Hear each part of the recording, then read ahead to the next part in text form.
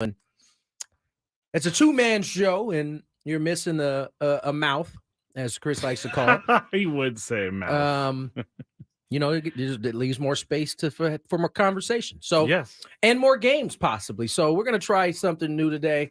Skraby came up with this one. Fair or unfair? Yeah. The media, in this case, often gets, I don't want to say a bad rap, sometimes a very well-earned rap. And in their fields.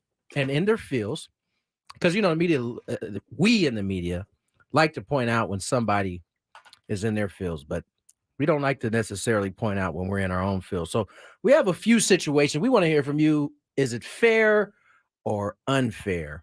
We'll talk about it a little later on the show. We'll play it a little bit later in the show. This is one of Skraby's babies here. We'll see if it has some legs to it. We'll check in Arizona, some more spring training. I wouldn't say action, but storylines, developments as spring training is now in day 2 for pitchers and catchers. Yes, day 2. Day 2. Very important day. Very important day.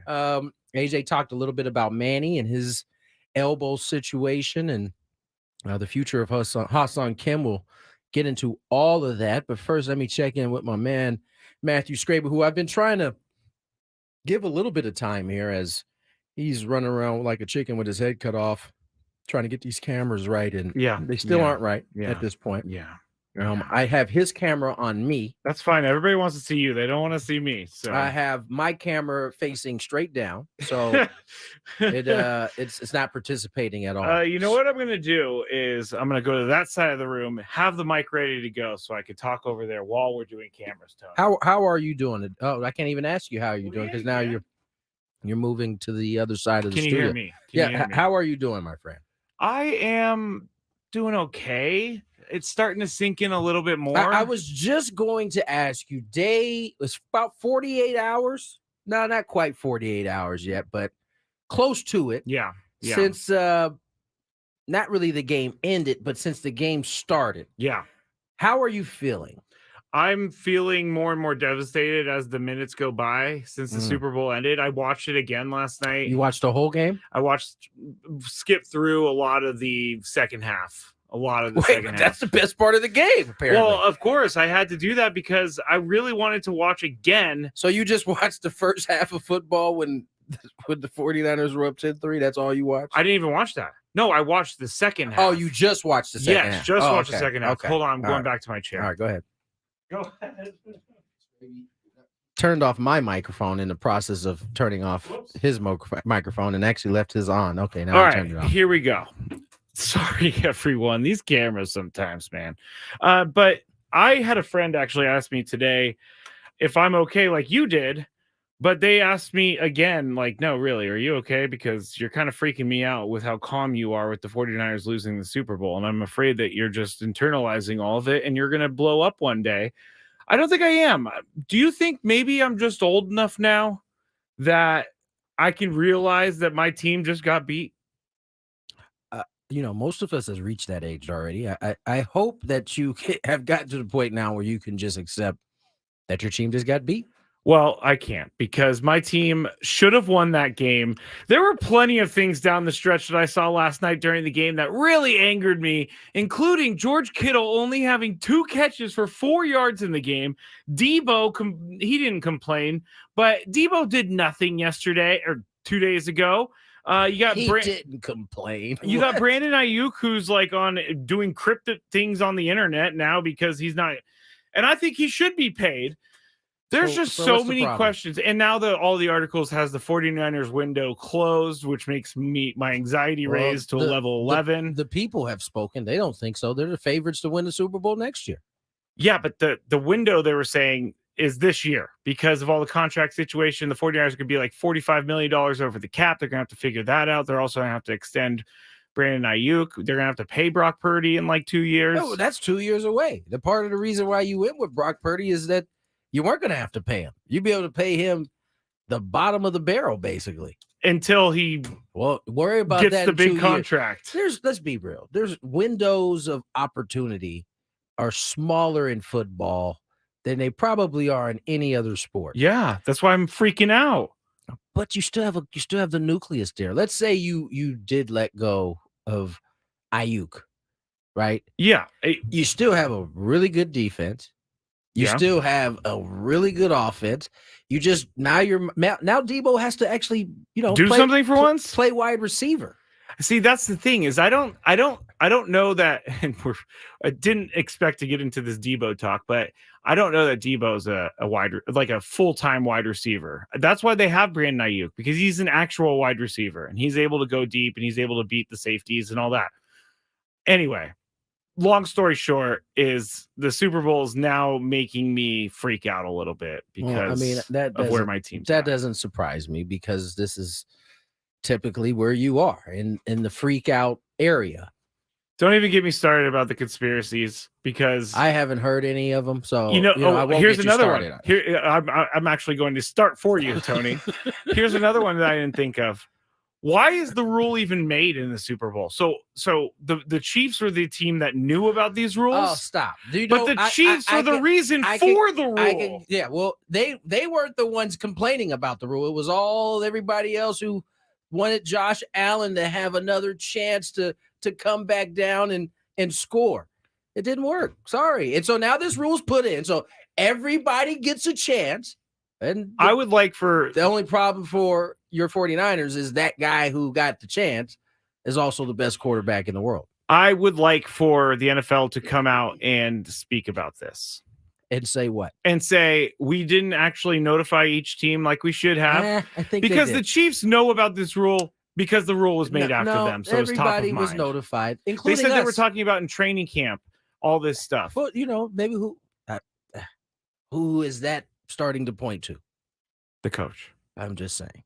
I will say I was defending Kyle Shanahan yesterday. I'm still going to defend him because he is a good coach, but those are some mistakes that he made down the stretch. And as Chris said, I didn't have a problem with his way of thinking.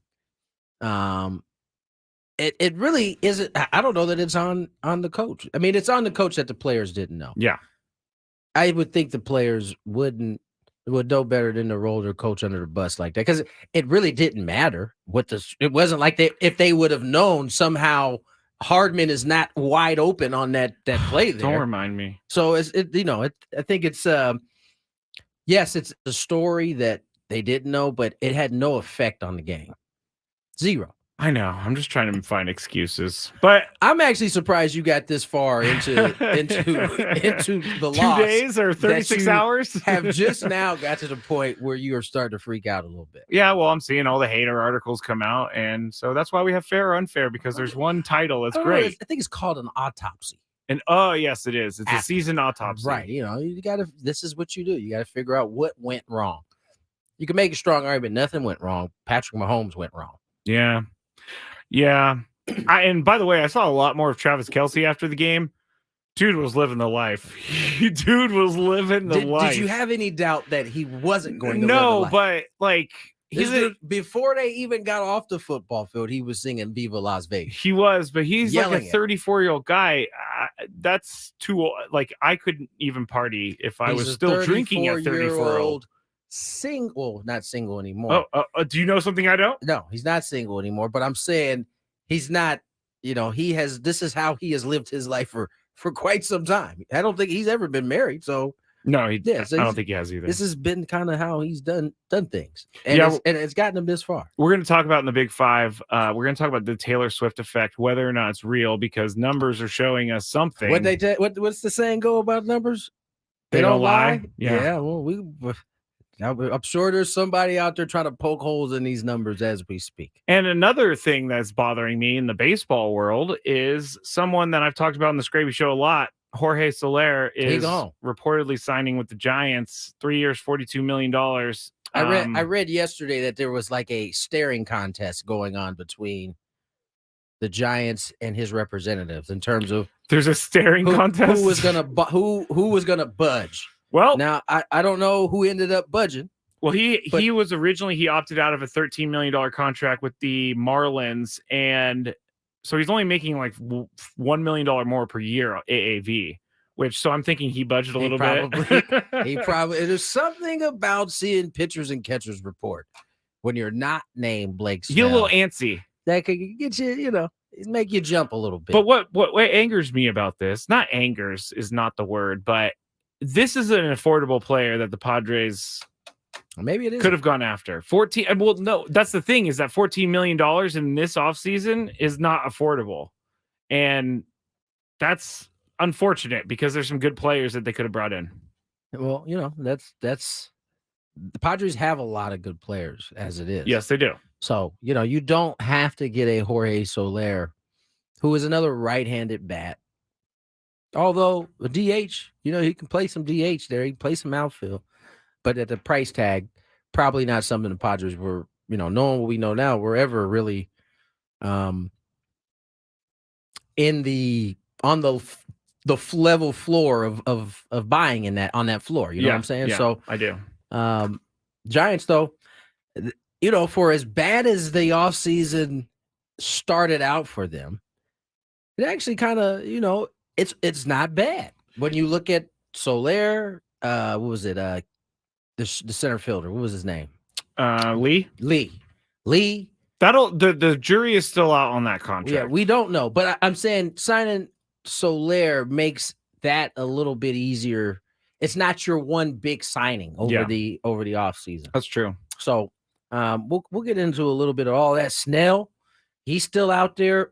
It's coaching kids in Seattle right now while he's I was waiting. just getting ready to say, I can tell you, like, before the season ended, one of the things Blake was you could get him to talk about pretty much all night long was how excited he was to coach these travel ball kids. Oh. That he was like, I got pictures in my phone of some of the kids swinging, like he was like really serious about it. And now you're starting to see some of the footage of him coaching third base, just being Blake. Yep. It is fun. And that's a really easy way to keep your mind off of what's not happening in terms of him still being on the market. I mean, pitchers and catchers by end of this week will have all reported to their respective teams. Yeah. So I can imagine that's an uneasy feeling. But anybody, unless they bring him in the next couple of weeks, any team that brings him in, he's in danger at some point of not being ready for the start of the year. Nah, I don't know. He's there yet. Okay. We're not there yet. He's not probably not going to be on a team that's going to Korea, so he doesn't have to like amp it up quicker. In the Daily Gambit, we have a bet on Blake Snell. We certainly hope he's not. If he's not going to be with the Padres, I know that would only leave the Dodgers. They cannot have any more money. It's not possible for them to have any more money, is it? It is, but if they would have signed him, or if they wanted to sign him, if he wanted to go there, it would have been done by now. Touche. All right, let's get to break. We got a pop quiz. Chris will join us in the 4:00 hour. AJ Cassavell, he's out in Peoria right now. We'll get a chance to hear from him in the 2:00 hour. Also, got a schedule breakdown. MLB. We often lock in on the NFL schedule when it comes out. Yeah. The NBA schedule when it comes out. We don't do it very often for the baseball schedule, and there's a good reason. 162 games is kind of hard to like pick out what the marquee matchup is in April or March. Tough. It is really tough. I've looked. With the changes that have happened over the last season, right? It was a drastic change last season. We'll kind of get in some of the details for this year's schedule and what Major League Baseball liked about the new schedule, what they didn't like. All coming up here on Gwynn and Chris. Stay tuned. You can listen to San Diego's #1 sports station on the go with the free Odyssey app. It's got all the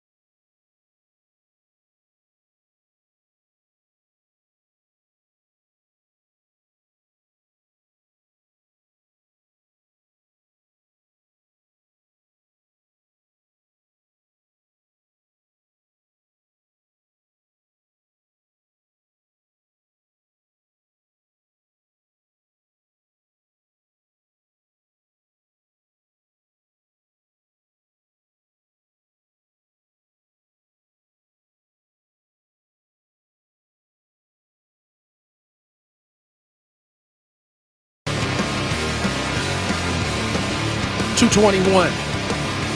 Shout out to my man Chris Ello. His emoji game is stepping up. He has so much better. He only knew how to use the smiley, blushy face emoji. That's all we ever got from him. Now he's dropping fingers crossed. He just did. It's almost as though he realized there was more than just one group of emojis. Like, you get the first page of emojis, all the faces. It's now like he realized, they got fingers. There's hundreds. There's a lot more than just the ones that I think he originally thought of. Yeah, I agree. And I'm here for it. I think it's awesome that he's using more emojis. Yeah, I'm proud of him. Good for you, Chris. I'm proud of him. Me too. Let's check in Peoria, the Padres' second day of pitchers and catchers. AJ Preller spoke to the media. Now, I think probably the most pressing question, I don't know if there is any really pressing questions, but the one that's on most people's minds is how's Manny's what's Manny's status like following his offseason elbow surgery? Yeah, I think he's hit every checkpoint so far this offseason. So he's here the last couple of days. I haven't had a chance yet. Today I guess he got out on the field, so I haven't a chance to see him personally. But in this camp here, he's had a good offseason in terms of coming back from the surgery. I know he wants to be ready to go play in Korea. So far he's tracking towards that. I think we feel good about that. Where he's at. He's put the time and the work in. He spent a ton of time in San Diego this offseason with our with our training staff. And I think it's showing so far in the early stages, but we'll kind of continue going step by step. But so far he's tracking to be ready to play. Yeah. That's a surprise to me, right? What? Tracking to be ready to play for Korea? DHing? I'm assuming that's what he's talking about. I would say so. I don't know if that's a surprise. Manny is that makes me feel a lot better. He has proven to be physically gifted in terms of Wolverine-like healing powers. That is true. We did go see him in his ankle that one day. Ankle turn sideways, walk on it. 10 days later, he's back in the lineup. 10 days, he was back in the lineup. So I'm not all that surprised. I don't know exactly where Manny is. Oftentimes GMs talk when they don't want to give you too much information. Of course. Check boxes and things of that nature. It sounds like he's done all that. What exactly that means in terms of the first spring training game versus first game of the season, I don't know. But the fact that he did mention, sound like, if I'm not mistaken, he's tracking to be there for Korea. And like you just said, I mean, if AJ's saying that, I'm definitely believing it, because AJ's not going to say anything. He's not one to offer up too much information. And Manny did speak to the media. We'll bring that to you a little bit later as well. Now we need to slice and dice it so it's more professional. We know exactly what's going to be on the other side. We've tried to freestyle one of these press conferences, or doesn't really work that way. It doesn't work well. I'm like, I'll save a bunch of time, and then we'll play something that means nothing. Right.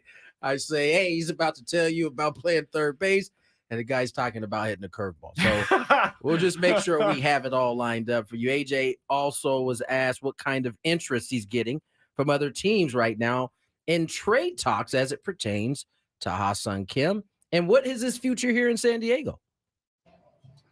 No, I mean, it's really all, I'm not going to go through one specific player. We've had a lot of conversation because of, I think, the depth we have in the system. And I think it's, again, you can see overall, whether it's on a farm system standpoint, you see prospect rankings. The more important thing is when other teams are calling you, asking about our players. So we just had a lot of conversation about a lot of our players. I think with the Kim situation, we were pretty consistent through the off season. You're never going to hang up the phone. You're always going to listen on any player when anybody calls, but it wasn't something we were pushing in any way. I think it was basically, you see him as a huge part of our team. I think most likely if we're going to play well, it's Ha-Seong Kim in the middle of the diamond for us, playing like he's capable of playing. I think the teams understand that. Teams will call from now and then, but I think we try to make it pretty clear that we want to have our team pretty set going into this period of time, and I think he's a part of it for sure. Have you had any conversations with him or his agents about a long-term deal? Yeah, I mean, we've again, like I'm not going to go into any real details, et cetera, but we've made it known to Asung that we value him. He understands that. And, again, like ultimately, it's hard to line up on some of these things at times. So that'll be, something, in terms of like how that all plays out in the next, over the course of the next few months. That'll be between us and Asung and his representatives, but he understands kind of where we're at and what we think about it. There's a lot. There was a lot there. There was a lot there. There was a lot, but not a lot. You go first, because I saw your face change on one specific thing. I thought he was about to give up way more than he normally did, and then he didn't. He went the other way. Hard to line up on these things. That for whatever reason raised my antennas a little bit. Like they value him enough that they need a he great return? He said they've made it pretty known how they value him. So that means they want something real good. Who? The Padres. They want in something. Return for Hassan Kim. I was more focused on the second half of that question, because to me it sounded like they don't want to move him. Yeah. Is what it sounded like to me. Yeah. He's not gonna not answer the phone or block a number, but it sounded the way I heard that was that he didn't. They plan on having him as a part of their nucleus going forward. Yeah. The part that my antennas kind of went up on was when he said these things are hard to line up in terms of the extension and what his future in San Diego looks like. And I heard that as maybe the value is looked at a little bit higher on one side than it is the other. So I don't know. We'll see. He also said at this point in time, which he gave himself an out, because to me at this point in time, like he was saying, at this point in time, we want him as a part of our nucleus, like right now. And so he gave himself an out. We never know what could happen near the trade deadline. We don't know what's going to happen this year, but it does sound like they're going to give it a go with him more so than trading him. Yeah, no, I think at this point, I don't know that it makes a whole lot. What are you getting an outfit? What are you getting back in return? Like, it sounds like they're pretty good on letting, Brito, Vasquez, Baldwin, Avila battle it Snelling. Oh, he's not ready for that yet. Who was the lefty we brought up that Chris brought up yesterday? De Santos? No. The lefty. He was in camp last year for us. I can't. I'm just going to type Skraby. I mean, you're asking me something that Chris said yesterday, and he says a lot of outrageous stuff that I tune out. Touche. Either way, they seem to be content on letting those guys battle at the back end of the rotation and living with whatever happens at that point. So right now, they really, it seems like they believe they don't need to bring in anyone else for Hassan Kim. They'd much rather have Hassan Kim with them than like multiple pieces that can come back in a trade. That's what it tells me. Yeah, I mean, listen, I think it sounded like they want Kim to be a part of this team moving forward. He's not going to never say never, but it sounds like Kim is going to be on this team moving forward. That obviously can change depending on what happens in spring training, but that's a good problem to have somebody of value that other people want, whether the Padres decide to move him or not. Bob Nightingale tweeted out the San Diego Padres still have wiggle room in their budget to add more pieces, and they continue to be in active trade discussions, AJ Preller says. So we could see something happen. I mean, it's virtually what he said. He said he wasn't just singling out Hassan Kim. No. He said they've been getting the calls. It sounded like often about guys in their organization. So we're going to continue to talk Padres here in this 2:00 hour. AJ Cassavell joins us in the next seg. More Gwynn and Chris. Gwynn and Chris.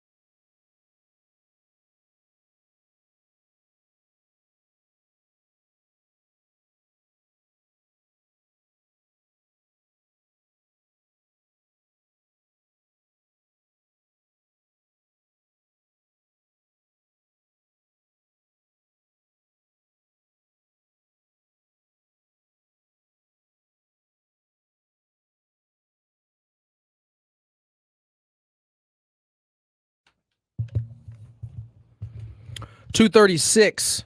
Tony Gwynn Jr., Matt Skraby, AJ Cassavell will join us here shortly. You remember the Jackie Robinson statue that was sawed off at the feet? Yes. Terrible news. Yeah, we assume the worst. We assume the worst reasons for it. And although the reason isn't great, it certainly, at least as the Omaha police see it, wasn't due to race. Didn't have anything to do with Not a race. hate crime. No, not a hate crime. They think. They believe at this point. I'm sure many of you have heard about the copper thefts that have been happening on cars. It's houses everywhere. Just so happened this statue is all copper. Yeah. And probably, in many ways easier to get to than, boosting the car A and catalytic converter and then and then getting it that way. That apparently was the reason for the theft. Wichita, Kansas Police Department on Tuesday said an arrest had been made nearly 3 weeks after the Jackie Robinson statue was stolen from the park. And Ricky Adreet, 45, is charged with the felony theft, aggravated criminal damage to property, identity theft, and making false information. The statue, with police said, was valued at about $75,000, was stolen from McAdams Park, the home of League 42, a youth baseball league for about 600 children that commissioned and erected the statue in 2021. So, I mean, they said they're also looking possibly for a couple more people because there was 3 people on camera that were seen. But didn't they find this burned up somewhere? They did. I'm not quite sure. I haven't been able to find out if this person was able to do anything with it, but maybe they got rid of it because they couldn't do anything with it. I don't know. Aaron Moses, who was looks like the lead investigator, said the investigation has not revealed any evidence indicating that this was a hate-motivated crime. The statue was cut at its ankles, leaving only bronze replicas of Robinson's cleats. They left that part behind on the otherwise barren pedestal. So Robinson's statue is 95% copper. So let's get to our guest for the hour, AJ Cassavell. We know him well, covers the Padres on MLB.com. He's out in Arizona already. He's just getting set, so he needs a minute or two. Okay, so I went too early, man. No, I thought the timing was perfect on that. Yeah, you were done with your story and all of that. I have a comment on the chat. What we got? That from Adam. I don't know. Catalytic converters can be done in less than a minute. I've seen in 30 seconds. Listen, I've never done it before, so I don't know. You haven't? No. Oh. I just assumed that whatever tool they had that was able to cut it from the feet was, probably. There's actually lots of YouTube videos out there of people with their Ring cameras or their security cameras catching people underneath their car, and it is it's crazy how quick these thieves are. Yeah. But now I think that there's some sort of law in place. How fast was it? How fast? He's seen in 30 seconds, less than a minute. Yeah, that might be a little quicker. And you certainly don't have to run down the street or hop into a car with a Jackie Robinson bronze statue out of the back. So I mean, I guess that could be easier. Yeah, I mean, that's a little bit more of a I'm going to get caught when someone sees me putting this in my garage type thing. Right. Ryan says people rob job sites for their copper all the time. When I was an electrician, wire. When I walked in, I had saw the story, but I hadn't read it yet. And Skraby was we were talking about it. And immediately when he said that it felt like it wasn't a hate crime, I knew that was my first thought. Oh, it must have been some type of cop. Did say that. It had to have been that. And sure enough, that's exactly what it was. I don't know why it just makes me feel better for some reason. It stinks that the statue was ruined, but at the same time, at least there isn't a more nefarious reason for it. Yeah. I mean, it sucks for those 600 kids that, had that statue in their league that they're playing in, as it's a source of inspiration in some way. So still waiting on AJ here. We'll talk some Padre baseball. He's down there and he is ready to go. AJ Cassavell joins us here on Gwynn and Chris. AJ, how's your Arizona stay so far? A little earlier than usual. This is now 2 years in a row I've watched the Super Bowl from Arizona, which is a little weird. But last year it was a lot colder at this time. I'm told the cold went through Arizona last week, and it's been so far sunny days in baseball. So far so good. I enjoy sunny days in baseball. Now, before we get into business here, is 2024 bringing us long hair don't care, AJ Cassavell, or are we trimming this up this year? It's long hair, don't care. Well, you know what? It's long hair, comma, care. Okay. But good to know. I'm keeping the long hair going for 2024 at least. All right, fair enough. All right, Padres pitchers and catchers, day 2. Anything sticking out to you in the first 48 hours of camp that you've been there in terms of players, vibe? What's it been like down there so far? The vibe's been pretty good. The vibe's usually always pretty good at this time of year. The one thing that stands out to me, I think, is maybe kind of how ready some of these pitchers are. And that probably stems from the fact that, I mean, especially I saw Darvish throw his bullpen session today, and it was a lot more intense than I think what you'd regularly expect from early February or mid-February, I guess. I think it stems from the fact that they're opening the season earlier, so it makes sense why. But I think the pitchers are maybe farther along than they otherwise would have been. That probably speaks to some of the readiness from this staff to get the season going and the excitement.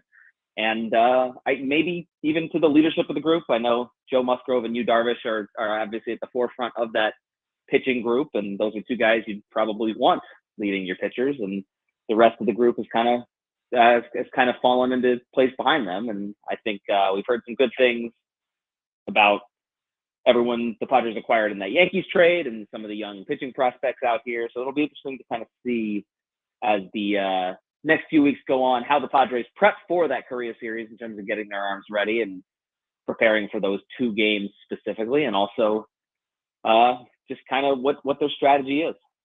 Talking to AJ Cassavell, MLB.com. He's out there in Peoria. And AJ, we were just listening to AJ Preller talk about Manny Machado, and he was saying that he was tracking to play by the Korea series. So what are you hearing about Manny's return date?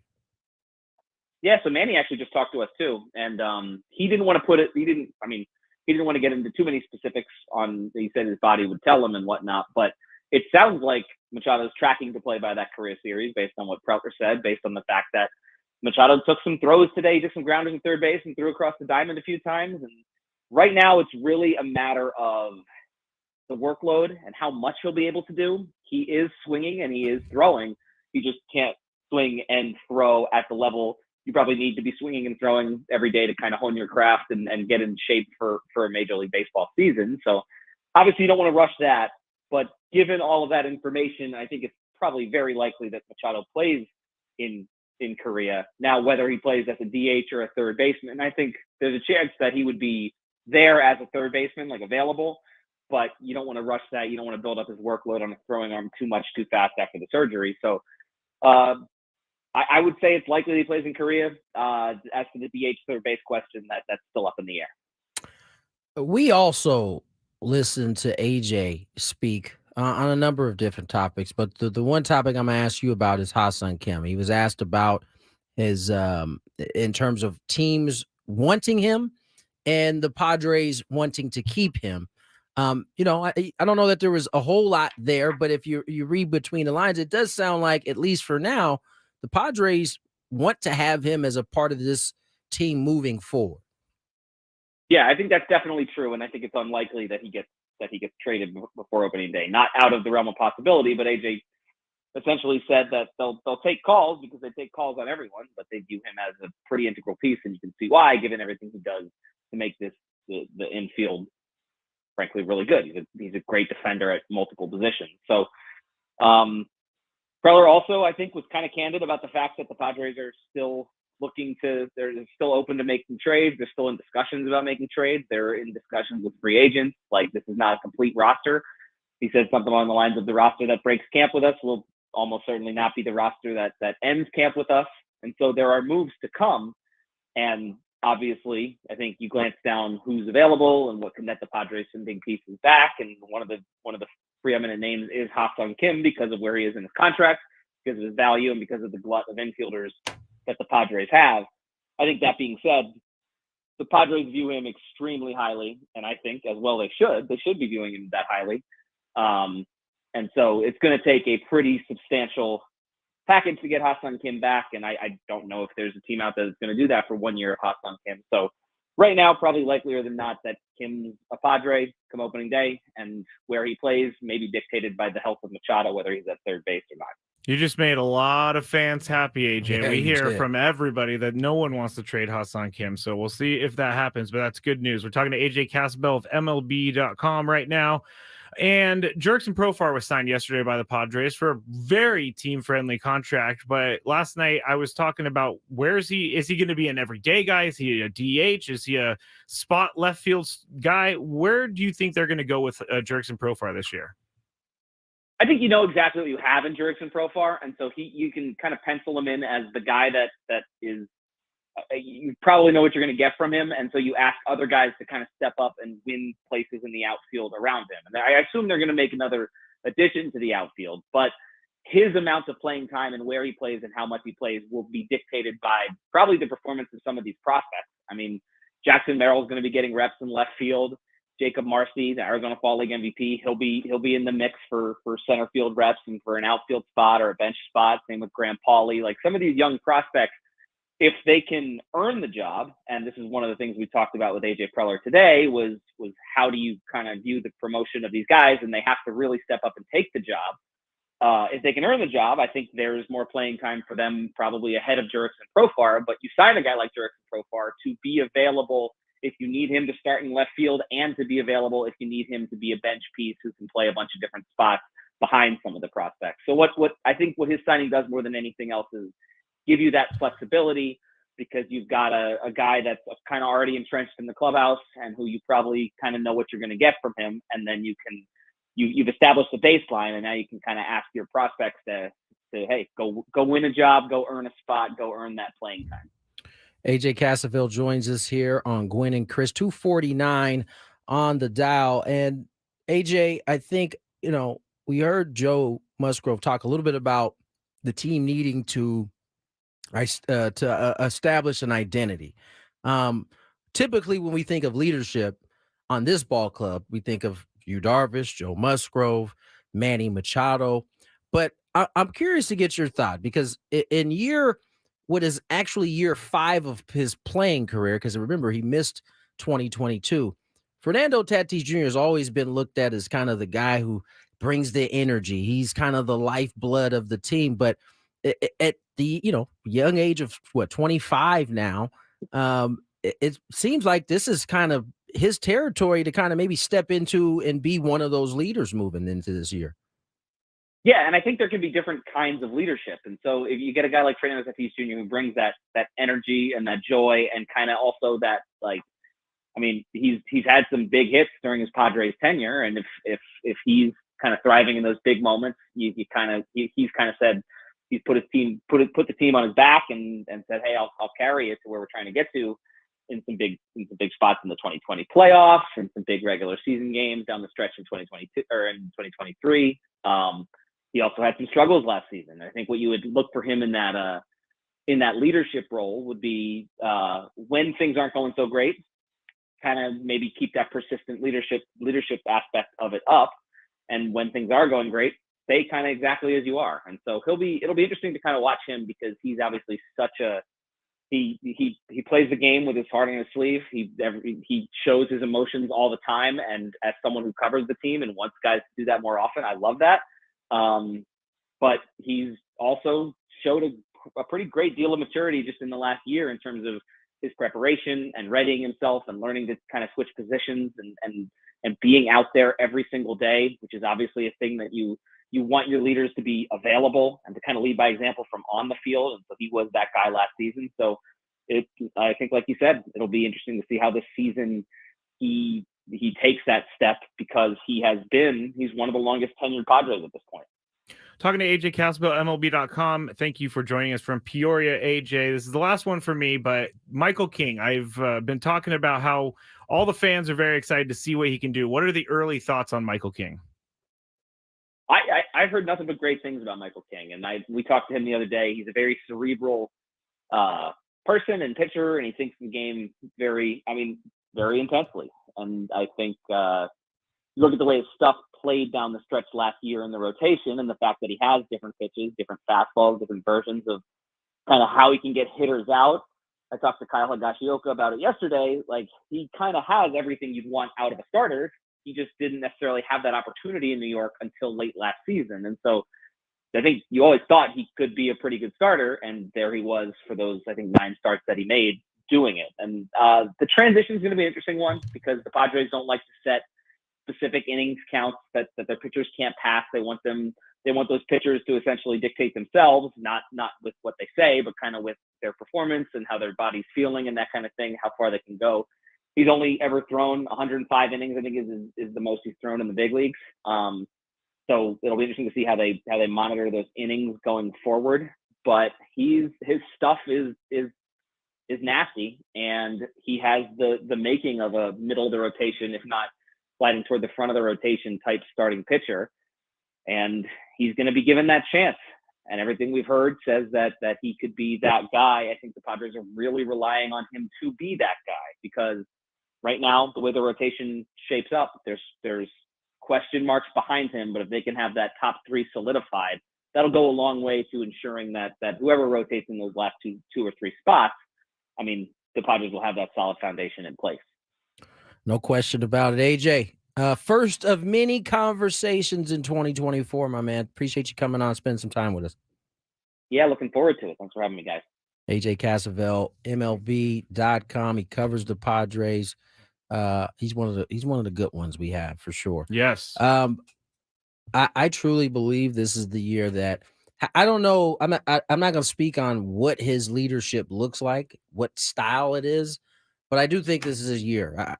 Fernando's my MVP pick for 2024, and I think with that, you're going to see him in whatever form that is step into a leadership role that I don't think he's had to before. He's kind of just been able to go out and play and be toddy. I think this is the year where that kind of changes for him. Yeah, I wouldn't be, and I'm saying it now. I think he's going to be the National League MVP this year. I said it too. I think that he's going to be a National League MVP. Your vote carries more weight than my vote, but we're both on the same thought process that he's going to come into the season. He's going to get right into it. And you're right. I want to see more leadership out of Fernando. I was going to say this. I don't normally do this, but I said this like last year around like June. And I was copying you ever since then. But you did say that because you were saying once this guy gets a full off season under his belt, once he gets some more season under his belt, he's going to be good. And he just kept getting better. Yeah, exactly. It's alive. That's what I think it's going to be. Can you do that on the broadcast, by the way? It's alive. Yes, please. Do like they have the incorporator. You should incorporate that. I happened to just kind of be going through the numbers last year. Dude, Joe Musgrove was 10-3. Yeah. With a 3.05 ERA. Yeah. He started a little bit late, but he was, I think, didn't he have a decision in every game? He was rolling. He had a win in like 6 straight games. Dude dropped a anvil on his foot before the season started and then came out and shoved. Can't wait. I am starting to get excited. Well, you are going there on Sunday. Got my equipment and everything. You do have your equipment. Walking around here. You know, we talk about it off the air off time. Sometimes the squeaky wheel gets the grease. Did you squeak your way to a new headset? I think I did. I think I did. Good. It all worked out. 3 o'clock hour on the way. Daily Gambit. See how we did in the old gambling ways. More Gwynn and Chris.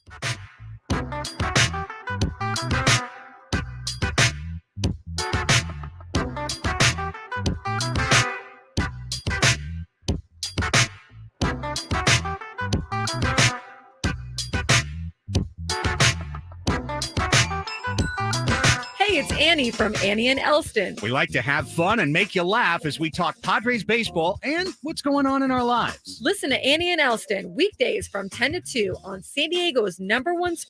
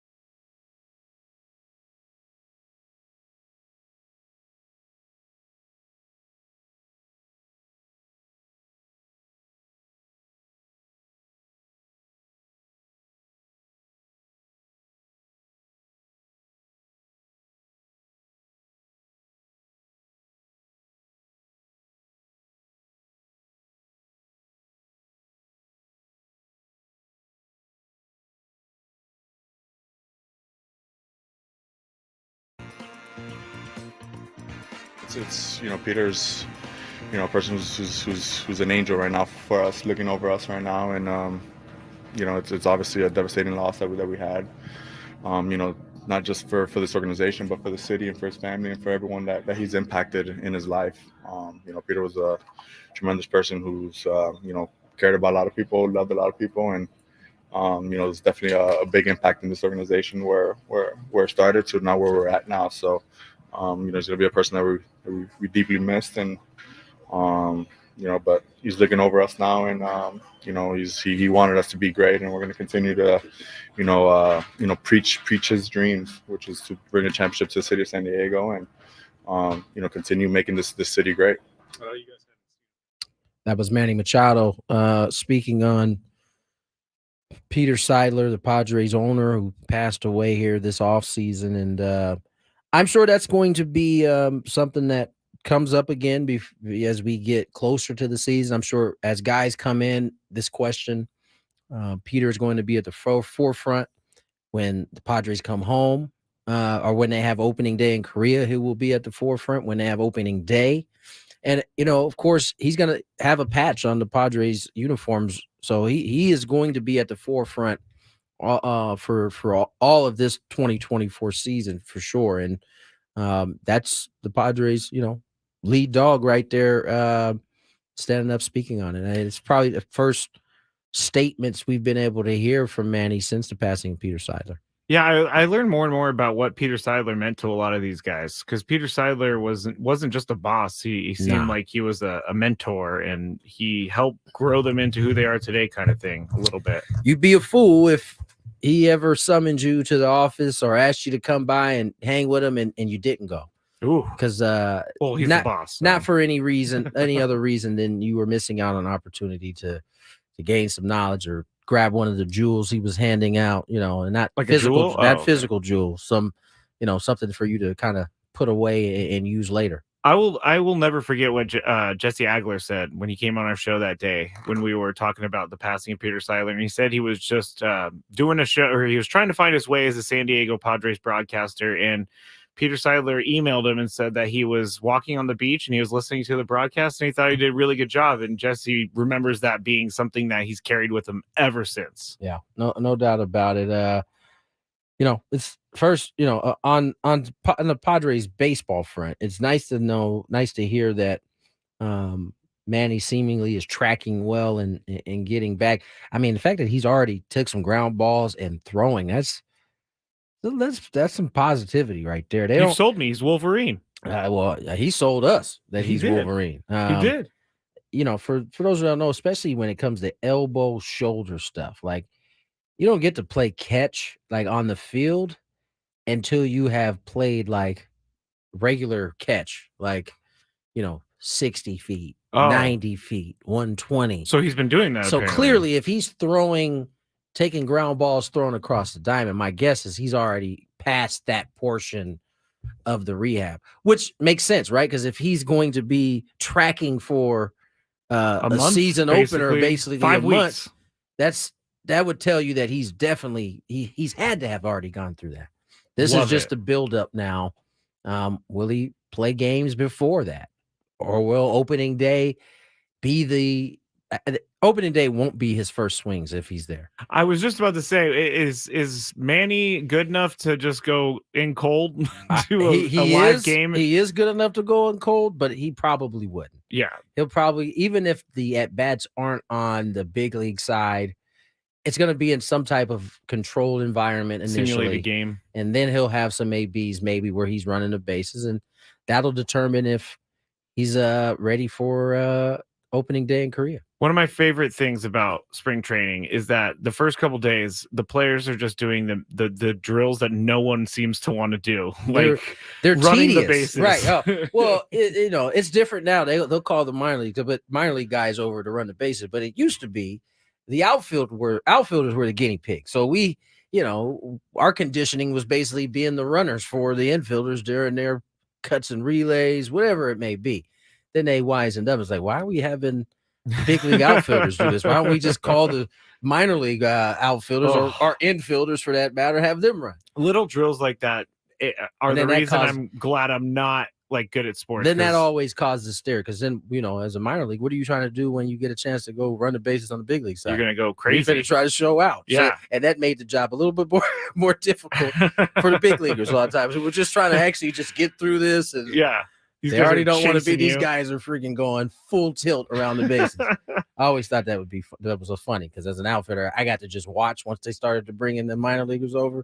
And just watching the frustration build over time was quite hilarious. All right, we got a daily gamble to get to. Do you like money? I think about money a lot. Do you like money without doing anything?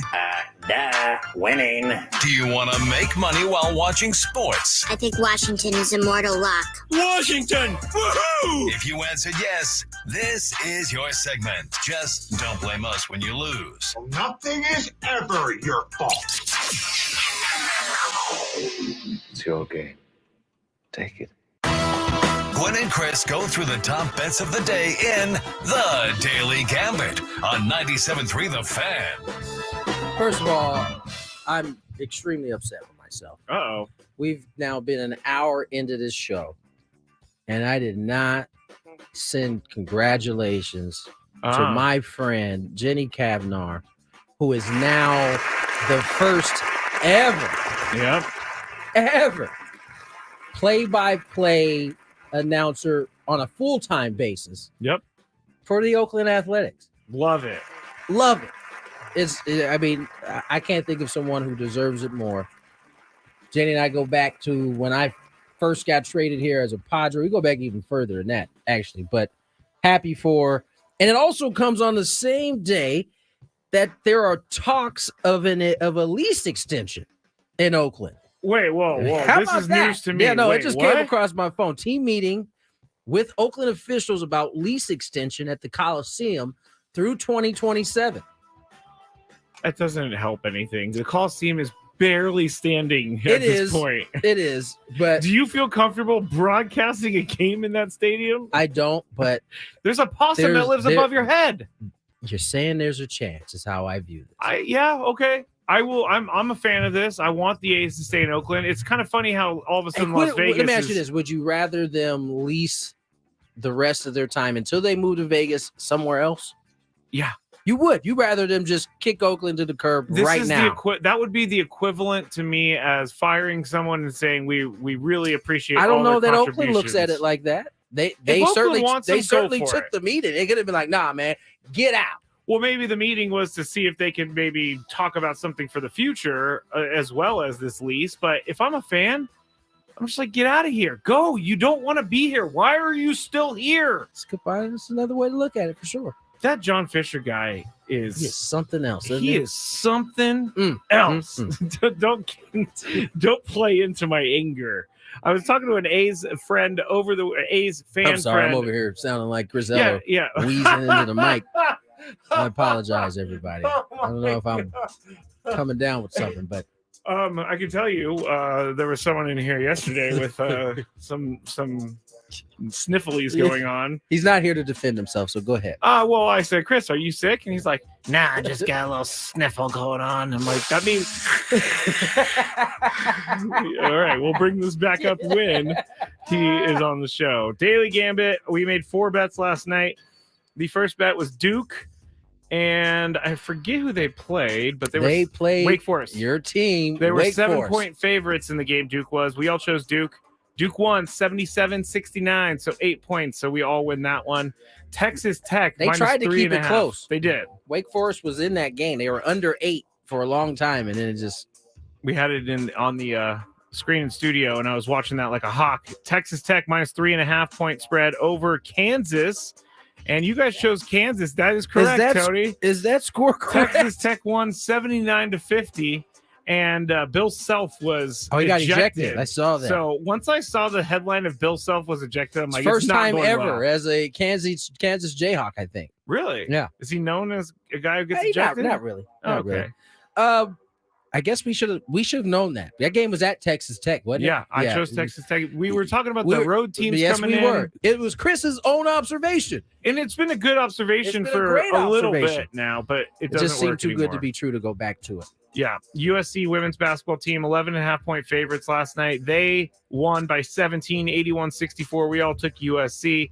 Final one, LA Clippers -4.5-point spread against the Minnesota Timberwolves. Tony and I chose Minnesota, and Chris chose the Clippers. Minnesota wins 121-100. How about a 3-1 joint for 4-0, me? baby. 4-0 for you. 2-2 for Crisello. Oh, yeah. It makes me smile inside a little bit when you say 2-2 for Crisello. This hour is brought to you by the Farmer's Dog. Now, Charlie Hoffman is in the Genesis. We talked to him yesterday. If you missed the interview, go listen to a guy who is extremely happy about what he did on Sunday. You can go to 97.3 The Fan SD. But if you want him as a winner, Tony, in this tournament, plus 15,000 odds, top 5 plus 2,800, and then top 10 plus 1,000. So those are the odds on Charlie Hoffman. Getting some respect from the odds makers. We don't have any actually bets to make tonight, but I wanted to talk about some of the baseball bets coming up. And the National League... plus 15,000 to win it? To win. Oh, that's great odds. I'd take that. Put down 100. He's playing good. He's feeling good. Rolling in the money there, I might baby. even That's go top 10. That's a good one, dog. I might go top 10 because winning is tough to pick a winner out of a field of 160. It is, but at plus 15,000, it'd be worth it. That is worth it. It is. And by the way, I've been thinking about betting on the 49ers for the Super Bowl next year just to stick it to you guys. You would, but at the end, would you really be sticking it to us in the end? As the way your team performs? I think so. Oh, you think so, huh? I think so. They have yet to prove you right on this. They have yet to prove me right. I think the last team that lost the Super Bowl and then won a Super Bowl was in like the 70s or something. So that's pretty difficult. At the end of the day, they'll still have to go through Patrick Mahomes. Yeah, they will. But he's going to falter at Tom Brady point, right? lost Super Bowls too. You just got to gamble and hope it's the year that your team is in. Betting story. Hope he gets hurt. That's really the only way it's going to happen. He doesn't get hurt either. That's right. He doesn't. He dislocated his knee one time, and then he ended up playing like the next week. It was annoying. So betting on the Super Bowl, more than $185.6 million was bet on Super Bowl 58 within the Nevada State sports books, which is the most ever. I'm surprised that I guess it was only in-game betting that they're taking right here, but it makes sense. Everybody in town to watch the Super Bowl, they're going to have betting going on. I mean, dude, I saw the traffic on the main street. Oh. You know, the street that is on the same as the Bellagio fountains, and it's the main street. They didn't move for, it looked like hours. Cars looked like they were just, crawling. And now we know why Tommy Pham left the game early. Tommy was like, I'm out. And he was smart. You leave at halftime, you're beating all the traffic. You're getting home. You're getting home because Tommy was up with his feet up and his nice house shoes, watching the rest of the game. Man, that's where I would have loved to have been, right there. Tommy's house. There's one thing that keeps me away from going to live events, and it's the crowd getting out. 100%. I'm not a fan of it. I don't know. I've been to a lot of NBA games. I don't know that I've ever stayed for the fourth quarter on any of them. Maybe one. I'm getting out. I would rather find out who won the game in the car than to be in traffic trying to get out, celebrating how awesome the end of the game was. I left the Chargers game one time when they were down by like 21, and I can't remember when it was, but they ended up coming back, and I felt so much FOMO. I just hope that my team is up 10 with 2 minutes to go. I'm out. I'm out. Are we talking just NBA? I'm talking really anything that has a lot of people getting out. Yeah, that's true. That's true. They also did that whole F1 thing, which angered all the residents as well. So Vegas is really taking out some big events. Like, these are massive. It's Vegas, baby. It is. This is what they do. FanDuel said they had the most bets ever on the Super Bowl, $307 million. Let me ask you a question. Yes. We know the sports bettors. How many Swifties do you think are also sports bettors? That's a great. I'm only question. asking because of the numbers that we're going to get into a little bit later. I don't think teen girls can bet. So, and I'm serious. And are we just only teenagers? No, definitely not only. I mean, there's got to be some. I mean, I'm a fan of Taylor Swift, so I'm not necessarily a Swiftie, but That's a good point. I bet you there was some influx of bets because of Swifties in town or watching the game or something like that. The Taylor Swift effect is real. We're gonna get into it. What time are we getting into that? The Taylor Swift effect? Yeah. Big five. Big five. So All we right. got a little bit. Real quick, the odds-on favorite for National League MVP, Ronald Acuna Jr. plus 550. Not going back. Fernando Tatis Jr. plus 1,000. So that's a Take good bet it right there. now because it's only gonna go lower. It will. I don't know what I put that one in there for, actually. Oh, most home runs. I'm sorry. Most home runs in the season. The odds-on favorite, Aaron Judge, plus 350. Fernando Tatis Jr., plus 1,900. Matt Olson, second, with plus 600. Hey, I bet you right now, my man David Purdom, sports betting reporter, they just showed a picture of you-know-who. I bet you he's talking about the effect it had on all sports betting. Well, I'll tell you what the effect it had. In 2022, it was $6 million less. So Swifties are $6 million. But yeah, you're right. They are showing it's got to be about that. Yeah. And it was it's just insane what happened this season in the NFL. It's a shame. Yeah, right. Not for no, the I NFL. said it's insane. Oh, insane. Yeah. With all of the people that we're watching this year. Most strikeouts in a season. Blake Snell. The reason I bring this up, Blake Snell is on the list at plus 1,400. He doesn't have a team yet, so maybe you take that bet right there and you go with it. Manny Machado, regular season total home runs. You know what? I'm going to do these when Chris is here because we are running out of that's time. good because he is texting you like crazy right now. So let's get to break. We'll bring Chris on the other side. But first, wait, hold on. He just said we got to say this before he gets on the air. And he doesn't know that a StreamYard link is different every single day. So he's logged onto a waiting room with no one in it. Because it's from yesterday. Yeah, so it's yesterday's waiting room. I'll have to send him a new link. These are the Chris Ello Chronicles when he's on the road. It's amazing. More Gwynn and Chris on the other side. He's trying. Here's some traffic. From the 97.3 The Fan Traffic Center, here's Kelly Danick. Off to a busy start this afternoon. Got a crash blocking the slow lanes up on 5 at the 163. Also traveling on the southbound 805 past Mesa College. An accident has just been cleared out of lanes. Seen a lot of residual there. Southbound side of the 15 at Friars Road. Two-vehicle accident over to the right shoulder. Also collision on eastbound 8 just before El Cajon Boulevard. That's over the right shoulder. And southbound side of the 125 near the King Freeway. Collision over to the right shoulder. Oh, looks like a hit-and-run crash in the North County eastbound 56. Carmel Valley Road off-ramp.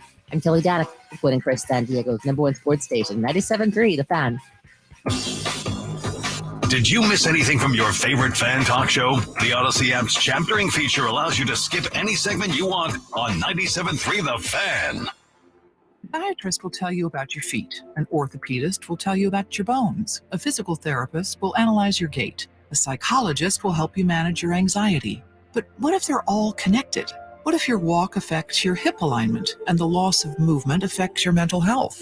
At Kaiser Permanente, we know the body is connected in unseen ways. That's why our doctors work together to care for all that is you. Kaiser Permanente, for all that is you. Learn more at kp.org. Get ready. This week, Staples has deals so good, you're going to want to sit down. Are you sitting? I'll wait. Great.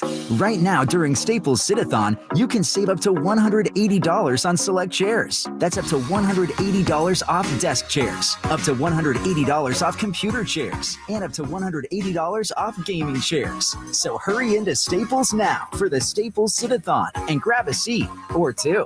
Ends 3/2. In-store only. See associate for details. Asante came to TurboTax after graduating from culinary school and landing a job in the hottest kitchen in town. My hands are full all day, every day. I love it. Asante, as your TurboTax expert, I'll make your moves count, guaranteeing 100% accurate filing and your maximum refund. Sound good? Yes, expert. Switch to Intuit TurboTax and make your moves count. See guarantee details at turbotax.com/guarantees. Experts only available with TurboTax Live. I'm Kareem Abdul-Jabbar. I learned about atrial fibrillation the hard way. My symptoms would come and go. Shortness of breath, fatigue. I kept going. Then I got so lightheaded, I couldn't.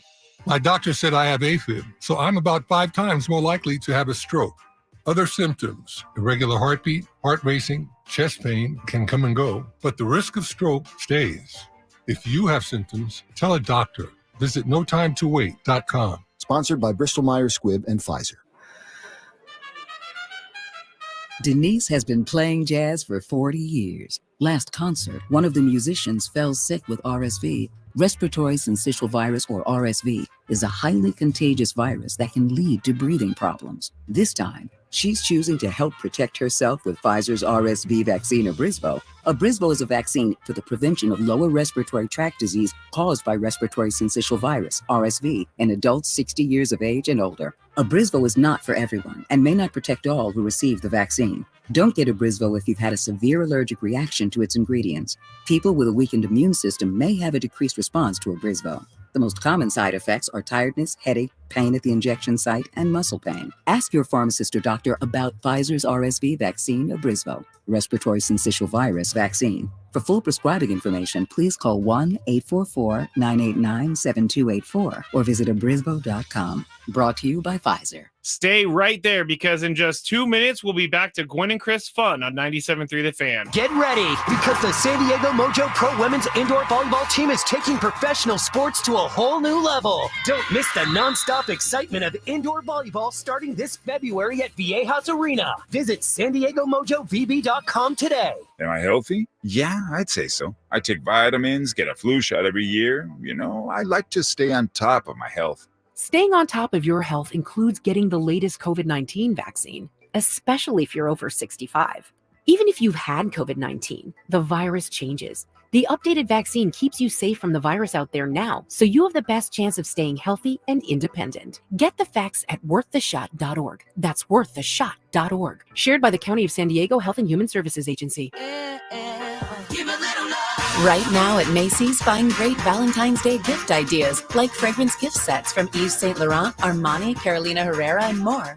Plus, take an extra 20% off with your coupon or Macy's card on top of 35 to 60% off fine jewelry she'll love and 25% off chocolate from Godiva.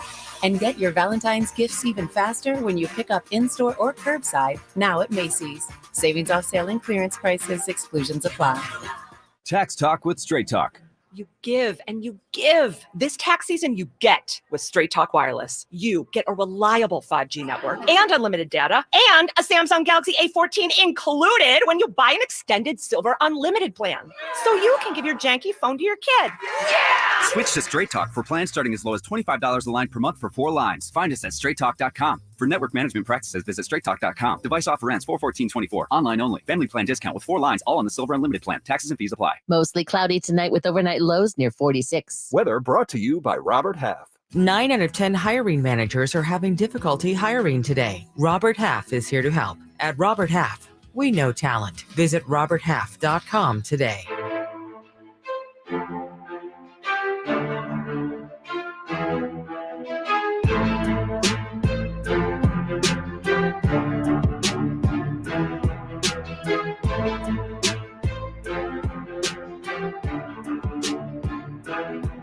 Gwynn and Chris Ello is here. I will bring him up on the board in just 1 second. He has made his way. And you know what? I'm going to give Chris props because A, he used a crossing the finger emoji, and B, he figured out how to get on StreamYard, although I forgot to tell him that he can't actually use StreamYard. So then he had to get on another app, and everything is all good. So thank you, Chris, for jumping through those hoops, man. Doing whatever I can. You know, technically I'm pretty sound. Yeah, definitely. Definitely. Just trying to add a little levity to the situation, boys. Skraby, I want to read you something. Uh-oh. This is a what do you call it? An exchange on X. Oh. You know who Jonathan Feliciano is? Yeah, he's offensive lineman. Offensive lineman for the Niners. Yeah. I think in his attempt to defend another player, ended up taking an axe and chopping down one of his fellow players. I'll read you the kind of back and forth. Jonathan Feliciano responding, I assume, to a fan, a quick chop is not needed if the guy that was supposed to block him blocks him. Spencer Buford. You know who that is? Or Burford, excuse me. I know of him, yes. He's another offensive lineman on that starting offensive line. Not great, but he goes, sheesh. I open up my app to this. Get well soon, bro. Oh, Jonathan Feliciano. I'm sorry, bro. I woke up hungover and being Wait, that's not an excuse. I woke up hungover, and being a bleep and trying to have one back, I hurt you. It's effed up, and I apologize. You got nothing but greatness ahead of you. I'm sorry, bro. Fresh off of 49ers with some infighting now, Skraby. Fresh, the whole thing's gonna blow up on you. Fresh off of not even 48 hours after the game. Two teammates taking unexpected fire from, or one teammate taking unexpected fire from another. This is the front wall right here that is taking shots at one another. I'm not going to give in to you because I'm just saying, man. You got Brandon Ayuk today sending his subliminals. Oh, we'll get into that. You got offensive I want to hear lineman about this. Yeah. Oh, we'll get Brandon, into it later. Oh, okay. Well, I'll just give you a little piece of it. Brandon Ayuk is basically letting it be known that it's time for extension time, and his expectations are high. Is what I gather from it. We'll get into it. We'll get into it a little bit later. But all this infighting. What does he want? $1 million for each catch he made in the Super Bowl? What I did he hope. get? 2? Whoa! It's not his fault. Coming in hot. Coming in hot. I mean, with lasers. I actually Skraby wants him to stand be up paid for Brandon Now, Ayuk. I'm sure you guys saw this today, and I when I saw it, I only could hope that both of you guys got like the full feed of it. Did you realize that Travis and Taylor were mic'd up? No. Oh, so you Taylor Swift was mic'd up? Well, I assume Travis is mic'd up. Oh, so you hear so her. you get to hear all of it. Oh man, is Nothing, it good stuff? Nothing but love, man. I actually do believe in their relationship. Nothing it but seems love, legit, although she seemed a little scared when he was yelling and screaming like a crazy person. I'm not too sure Taylor has spent too much time around the type of athlete that he is. Yeah. She did. My look wife like, had a big concern. My wife was very concerned for Taylor Swift after seeing that Travis Kelce exchange with the coach, with Andy Reid. I really tried to calm her fears because I think any great competitor has the ability to blow a gasket once in a while. Yeah. And I really don't think it's a big issue. But my wife is worried that if you see it on the field, you might see that elsewhere. As if it has concerns. If you're not used to that, definitely I can see how That's someone right. could be concerned. But nonetheless, I thought you guys, I'll send it to you so you guys can get I don't need it. the full effect. I'll find it one day. Of Trav and Taylor. I'm sure Skraby would love to listen to that in detail. Just Travis Kelce, hey, we play football, we win. Yeah. Viva Las Vegas! No, I did see that. That was Viva! That's interesting that Chris says that though, because that's not the first time I've heard that from women. Is that they were concerned for Taylor Swift outside of being in front of. No, I'm serious. They really were concerned. I mean, I know Chris is. I know. Yeah, no, Lori they were was concerned. I mean, but- I don't think that they because they actually see that think it's going behavior, to they think it happen. might.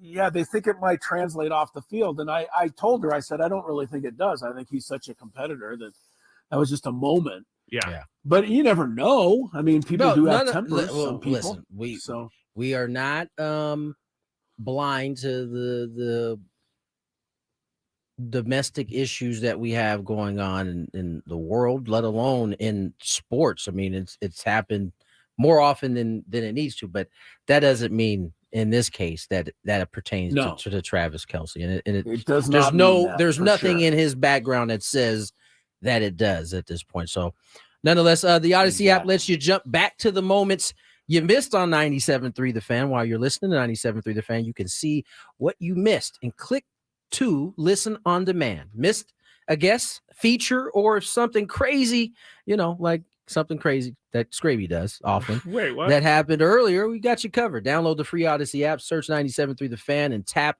earlier today to get started. We have a break coming up.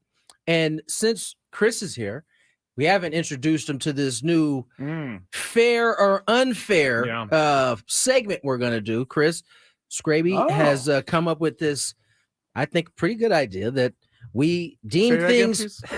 You only get one. That will deem things either fair or unfair, and it mainly pertains to the media. So when we come back, we'll get into this new fair or unfair. Sit back, relax, and enjoy.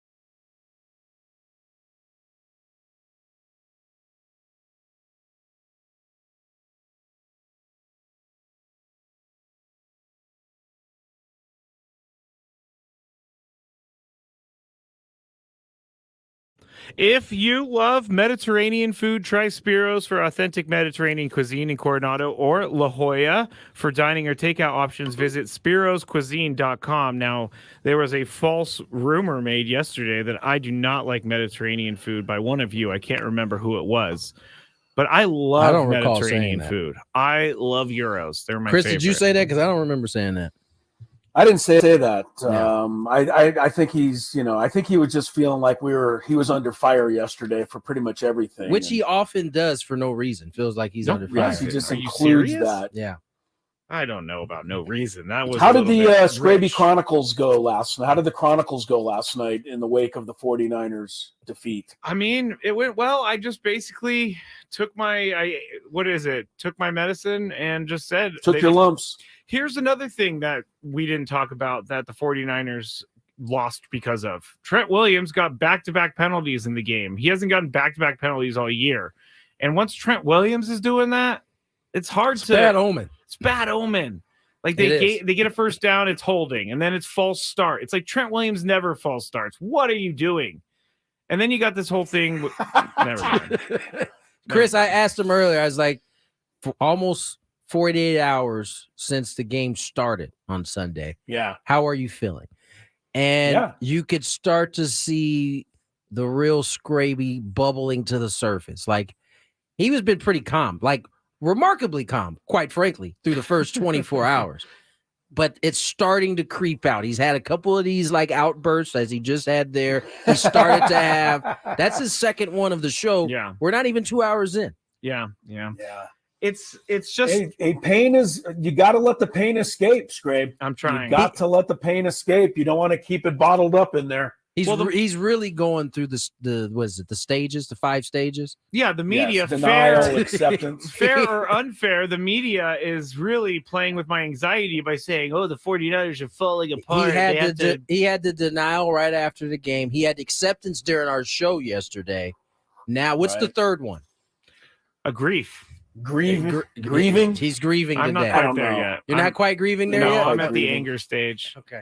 Because Anger. they Yeah, should have you're won angry. that game. And I hate that Patrick Mahomes and that stupid team with the stupid rule named after them or based after them were the only ones in the stadium, apparently, who knew what was going on with the overtime rules. Can you, Chris? He's making a big stink about both teams being able to touch the ball, and I tried to remind him earlier how No, everybody that's not was, what I was making a stink about. I was making a you stink said about the fact Chiefs that rule.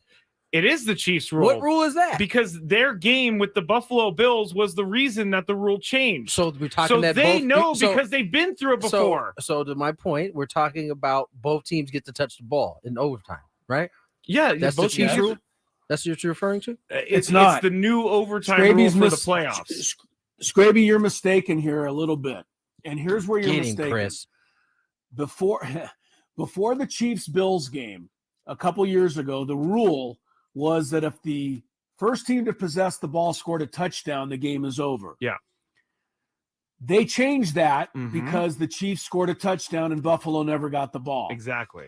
But that rule was not applied in the Super Bowl because the 49ers did not score a touchdown. They scored a They field kicked goal. a field goal. So they Which I understand means that. okay, so under those rules of a field goal, the Super Bowl was played under the same rules as every other regular season game in the NFL this year, which is if you kick a field goal, the other team gets the ball. No, I That's not a Chiefs understand. rule. I understand that, but it was So actually nothing new was applied Nothing. in the Super Bowl. Nothing at all. What I'm trying to say here is that there was obviously some confusion with many people other than just one player. It's that just the admitted 49ers, it. just your team. Well, the referee flipped the coin and he said, or he didn't actually flip the coin, but he said, we're going to start a new game. And I was like, whoa, this is confusing. Fred Warner looked confused. You think the referee's to blame for using the words, we're starting a new game. Did you know Bill Vinovich was also the referee on the game when the 49ers lost to the Chiefs in 2020? Because he's a good referee. He keeps getting back to the Did Super you know Bowl. that Bill Vinovich also could very well be doing tonight's Aztec Colorado State basketball game? No, that's insane. Is that right? I don't know that he is, but I do know that he is a Mountain West Conference basketball official. Wow. I did not know that.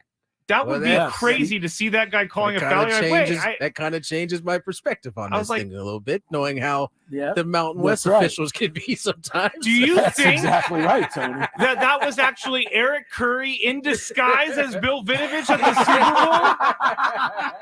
Bowl? Eric Curry took the game away from you, Skraby. We finally figured it out. My goodness, this is all making sense now. This is all making sense Yeah, now. Well, see? with that said, we're gonna try a segment called Fair or Unfair, and we're gonna kind of throw You got some music? Well, I got to go to traffic first, and then we'll hit the music. okay. So, stick with us. Here's some traffic. From the 97.3 The Fan Traffic Center, here's Kelly Danick. Traffic is sponsored by Soapy Joe's. Got a lot going on this afternoon. A crash has cleared south on 805 near Mesa College, but still seeing a lot of residual slowing coming off the split.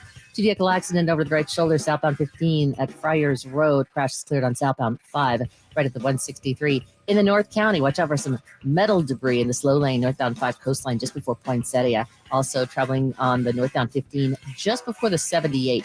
Hit and run crash. A couple vehicles involved in this one. It's over to the right shoulder. You can find on the Carmel Valley Road off-ramp, eastbound 56, a collision, westbound 78, stalled car on the Rancho Santa Fe off-ramp. Chief Bubble Officer Tony Gwynn Jr. offers some exciting news. Soapy Joe's newest location is now open on Cuyamaca in Santee. Come and join the Wash Club to get unlimited washes. Come drive in today at the all-new Soapy Joe's on Cuyamaca in Santee. Soapy Joe's is good, clean fun. I'm Kelly Danick with Gwynn and Chris, San Diego's #1 sports station, 97.3 The Fan.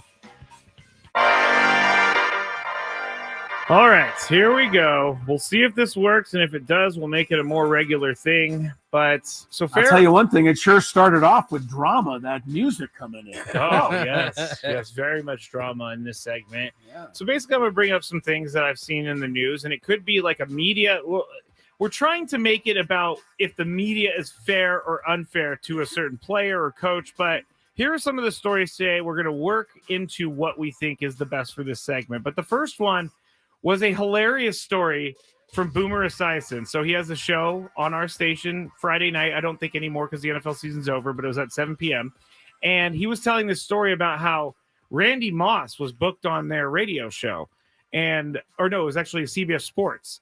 And so Randy Moss was supposed to be there, and they're looking around for Randy Moss. And Randy Moss shows up, not the Randy Moss that we all thought it was. I got this same email from this guy who was shopping around a guy named Randy Moss. And so Boomer Esiason goes on to say they didn't let him on the show because... Of course not. It's not Randy Moss. He's a horse handicapper. Yes, there is a Randy Moss who handicaps horses on NBC. But here's the thing. The producer for Boomer Esiason said that it was completely unfair for the booking agency and the way they sold Randy Moss to them. I will say... I got the same email, and I almost jumped out of my chair. Wait, did you think it was Randy Moss, the football player, Yes. because of how the email was written, or because you just thought Randy Moss? No, I saw Randy Moss in the title, and I was like, yes, please, let me click on this. And then I was looking through it, and I was like, I'm not sure. I think this is wasn't that easy to determine. So then I Googled Randy Moss horse, and it ended up with the horse handicapper. You better be He's a careful bald putting guy. in, you better be careful putting in those words. Yeah, that is weird. So I want you guys to say if it was fair or unfair for the producer to be mad at the booking agency, because I can see you guys in this situation crushing me for this. So Tony, fair or unfair to be mad? This is from the producer standpoint. From the producer standpoint. I mean, based on what you said, I'm gonna say it's unfair. Okay. Now, it's true. You probably would get crushed on the show, but then, when we went to commercial break, we'd be like, "Man, what happened? Did you really think?" We would get to the bottom of it, and then we'd figure out that I think it's probably unfair. The fact that you read the same thing, email, you weren't. I'm pretty sure no matter what they look like, I don't care if they look dead on each other.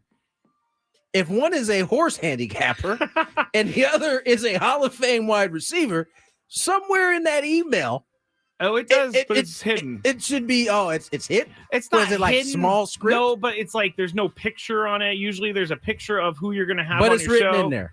But it's in there that he's a horse handicapper. No, so Boomer Esiason said maybe Randy Moss has gotten into horse handicapping. I'm going to say that this is completely fair. Then, not unfair to the producer. I gotta it was see if I written can have in there. this email still. If it was written in there, your part of your job is to kind of, especially if you're going to reach out to this person. I actually drafted an email back to this person. I just found it. I said, hey, Jeremy, thanks for the offer. We're not going to be on site, but we would love to do it by phone if that's a possibility. And then I went back to make sure that it was like something I really wanted. Something in there was telling you in your mind. Okay, here, I'm going to read the email. Okay, boom, here we go. Matt, just wanted to check in and see if you will be on site for Las Vegas the Super Bowl week, and if you would be interested in having current NBC sports broadcaster and former NFL Network broadcaster and reporter Randy Moss on any of the fan shows to talk about the big game. Oh, so he did kind of play some word That's games a little there. misleading. That's very misleading. For Then, sure. Yeah. He then it goes into a second paragraph and it says Randy can talk intricately about football. He covered at NFL Network from 2008 to 2021. Oh yeah. And as a handicapper and analyst for NBC Sports horse racing coverage. Listen. So it's in the second paragraph. I'll tell you what. I'm with Chris. That's very misleading. And when, let's be real, Randy is he's got some loot, right? What do you say? Straight cash, homie.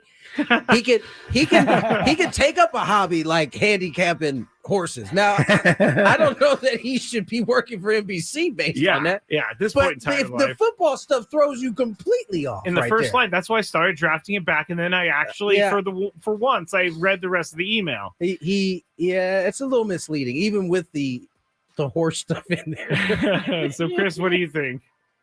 Well, number one, this is a major fugazi attempt by the PR by the agency, booking agent. who's like, I got Randy Moss. Oh wait, actually, I have the horse betting Randy Moss. Oh no, You almost fell for the banana in the tailpipe. I did. And had you done so, I think I would have understood. But having said that, the Breeders' Cup is coming to Del Mar, and I think with that in mind, you ought to establish a connection with this Randy Moss, because I think it would be beneficial to actually have him on our show at some point. I can find his contact info, but I'm pretty sure they took a lot of heat for that because, Boomer Esiason said they wouldn't let the guy on the show. My man should change his email up a little bit. Maybe remove the NFL stuff out of there. Maybe put in the first current horse betting broadcaster. Or how about in parentheses, not the Hall of Fame wide receiver or something. How about something along those lines? It sounds good when you're on NFL Network. I honestly don't remember a Randy Moss on NFL Network until 2021. I do. But I remember him on there. All right. Yeah, he was a studio host for a while. So it's not a lie. He did work for ESPN. Yeah, he did. The NFL Network. All right. Our NFL Network. Sorry. So that was the first one. I'm glad I remembered that because I was cracking up knowing this on Friday when I was listening to Boomer Esiason explain it. But here's the real reason I kind of thought about this segment, because I came across an article in SF Gate, which is a San Francisco website, and the title of the article says this: 49ers Shanahan planned for post-Super Bowl handshake better than he did for overtime. And the story goes in that I guess Andy Reid and Kyle Shanahan did not shake hands after the game on Sunday. People noticed this. People crushed Kyle Shanahan for this, saying it was a poor sport. Well, I guess on Monday before the game, they decided they were not going to shake hands either way after the game because Kyle Shanahan waited 25 minutes after the last Super Bowl waiting to shake Andy Reid's hand as he was being taken in a million different directions. Kyle Shanahan said it was a little awkward standing there for 25 minutes after I just won the Super Bowl, waiting to shake her, lost it, waiting to shake his hand. So, and then it goes into that Kyle Shanahan blew the game because he cared more about what happens with the handshake than finding out what was going on in overtime. And the article cites a bunch of players saying they weren't sure what was going on here. They weren't sure what the overtime rules were. Long story short, Chris, fair or unfair, this article about Kyle Shanahan? Well, on the surface, it seems very unfair. However, there was some new information that came to light today. And I believe that information stated that Patrick Mahomes and the Chiefs had already made up their mind. Yes. That on the second possession, had the 49ers scored a touchdown, the Chiefs with a touchdown would have gone for the 2-point conversion to try to win the game. If that is true, and Kyle Shanahan had thought it out with that in mind, he would have never taken the ball first. I don't think he did. The reason he took the ball first is because he wanted it on the third possession, right? But If the Chiefs are going to go for 2, there's no way there would have been a third possession. So I think in this case, Kyle Shanahan may have hoodwinked himself and outthought himself. I don't disagree with you. Tony, fair or unfair? I think it's unfair because this whole title that he was more prepared for what was going to happen in The handshake. First of all, he's already been through it once, so Yeah. he knows that that's a thing that can happen. Yeah. In terms of the overtime rule, I saw that. I think Chris Jones made it known that they were going to go for it regardless. Yeah. But It's really easy to say after the game. Not only that, why would they wouldn't say that beforehand anyway. So I don't know how Kyle Shanahan would have known it. And quite frankly, I don't know that it changed anything because here's what we're talking about today, right? Why did he, why did he decide to take the ball first? Yeah. If he had known that they were going to go for 2, and let's say they don't get to 2, it doesn't matter about the third possession. They're going away champions at that point. Guess who we're killing today? Andy Reid. Yeah. We are crushing him. Here's my only thing, Tony. I think after all the hullabaloo of this Super Bowl, with this happening for the first time, I think in future occasions, for sure, every single team will take the ball second. Yeah, for sure. I don't think another team will ever take the ball first again. This had to happen first, though, in order for that sentiment to now. This is the cautionary might be right. Be to take hold, because at this point, that's right. Everybody, maybe with the exception of the Chiefs, because they've already been through it, would have been like, "We're taking this ball, we're going to score, and this is going to be a done deal." I'm going to ask you guys in the Big Five about this 2-point conversion, but I have a feeling that they've had a play. I told this to Tony before the show. They've had a play for 6-7 years that they haven't used yet. That would have worked. So, last one real quick, and it's fair or unfair. It's between Sauce Gardner and cornerback Charvarius Ward of the 49ers. Sauce Gardner, after the Chiefs won the game, tweeted out, "I told you all the Niners might look better on paper, but the Chiefs always find a way." And then Charvarius Ward was not happy with this. Tough to be talking like that when your team was as bad as they were. Charvarius Ward said, Bruh. Boy, you ain't Oh, sniffed. Boy, you bleep ain't sniffed the playoffs. You watching from the couch. Worry about the sorry bleep Jets." I knew that would get in the craw a little bit. So, fair or unfair for Charvarius Ward to clap back? Oh, that's 1,000% fair. It's tough. It was a good response. It's tough to be the peanut gallery when your team was. Would they finish? They're in the lottery, ain't they? They're like the percentage of they did teams not that, finish well. It's tough to be talking about. I told you so when your team was absolute garbage this year. Yeah, Chris, fair or unfair? Totally fair. But I will say this: that last play that the Chiefs ran, I don't know if you guys noticed this. That's the exact same play they ran to beat the Eagles at the end of the game last year. Corn dog. Last year. Same damn play. The receiver cuts in, then on the snap, he cuts back out. Amazing. Impossible to stop, apparently. I swear to you, I screamed, "The flat is open! Flat is open!" I thought I heard you. And then I realized in that moment when I saw him running towards the sideline without a guy going with him, I knew it was over. I knew it was over. I was just hoping that Patrick Mahomes made a mistake and threw it behind him or something, or he dropped it. He's the GOAT. The Chiefs were so average during the year, during the regular season. They had no business being You know there. what the scary part is? They won a Super Bowl and they looked, as you said, very average all year. I can't imagine them having another season in which they look that average. I can't either. The Patriots did not go 17-0 every year. No, they won didn't. a Super Bowl. They did. And the Bulls did not have the best record every year they won under Jordan. Sorry to cut you off. Chris versus the fans up next. 833-288-0973. Call right in. On Wednesday's show, the Aztecs try to bounce back against Colorado State, and we'll have more.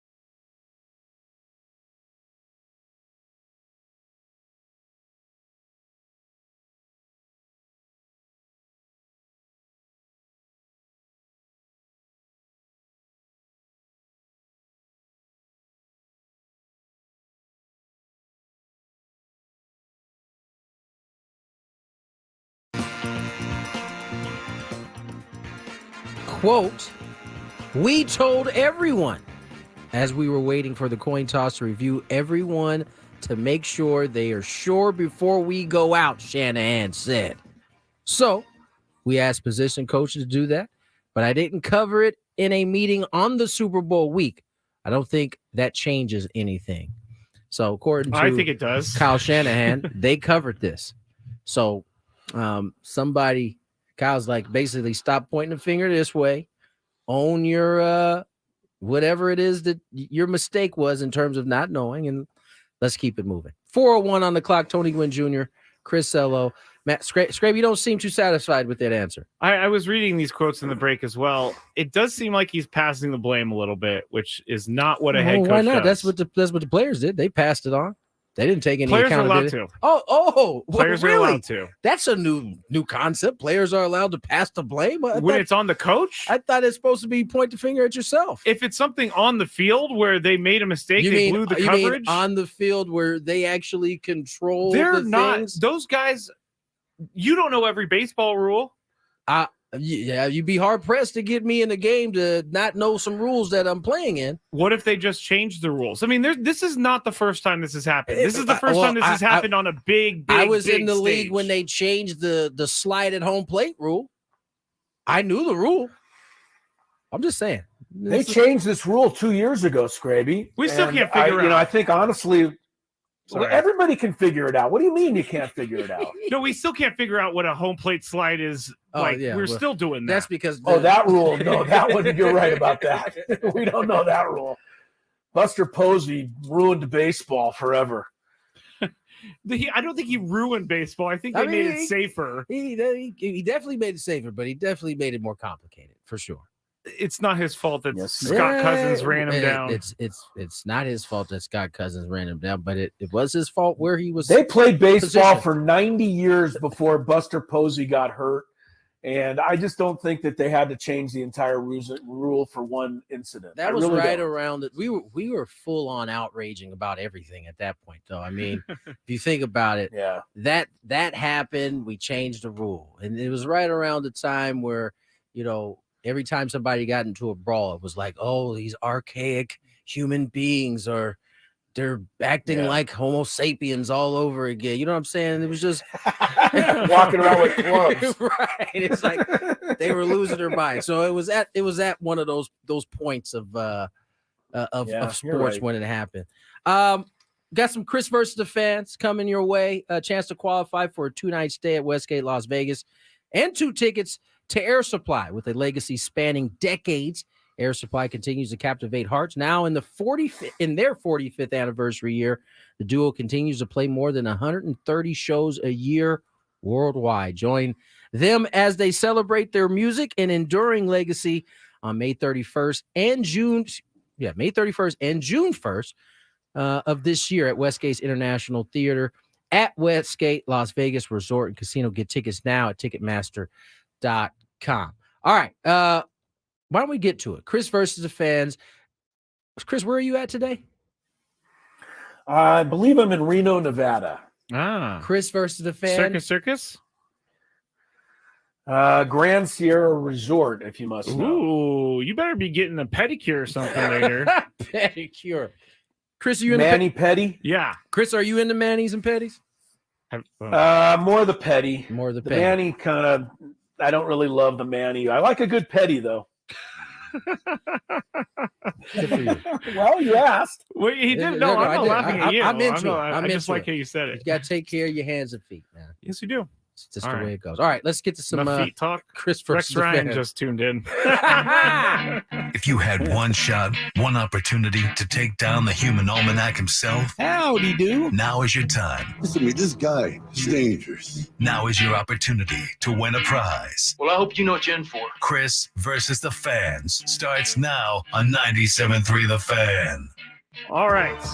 The rules. You have to make it through 3 questions. Each question will get more difficult. If you get the question right, you move on. If you get it wrong and Chris gets it right, you're eliminated. But if Chris gets it wrong, then you move on to the next question or you win if you're a first-time player. Let us know before How we get dare you into guys it. keep saying that? I hate that. I thought about it as I said it. I'm not kidding. So if you're a first-time player, just let us know before the first question. You get that for free today. My representatives were not happy that I got buzzed early yesterday. They didn't think I had a full 10 seconds. My to get representative. Dan Reeves. Would that be Kylie? Yes. Huh? Your That's dog, right. Kylie Kylie? and Lori. Yes, my representatives thought I was buzzed too early yesterday. You gave in to the pressure from the listeners. You know what we're going to have to do? I'm going to have to start paying attention to the clock behind Skraby for the real 10 seconds. That's what we're going to do now. Yeah, that was I like know. 20 seconds yesterday. Because Skraby, does have a moving clock target, if you will. Anywhere from 10 to 15 to 20 seconds sometimes. So if he is the stickler that brought the 10-second rule in, I will now be the one that carries it out. That's right. Every time we ask the It's question. great that you're carrying it out and then you're going back to baseball. Well, I said Dan I won't Reeves. be able to I do said it. Dan Reeves as the buzzer was going. No, It you was said close. no. You said Dan Reeves like a second after I hit the buzzer. All right. I'll give it to Let's you. go to the Wow, first okay. contestant of the day. Riley, welcome to the show. Happy Tuesday to you. Hey, happy Tuesday, Tony. Here we go. Hey, First Riley. question.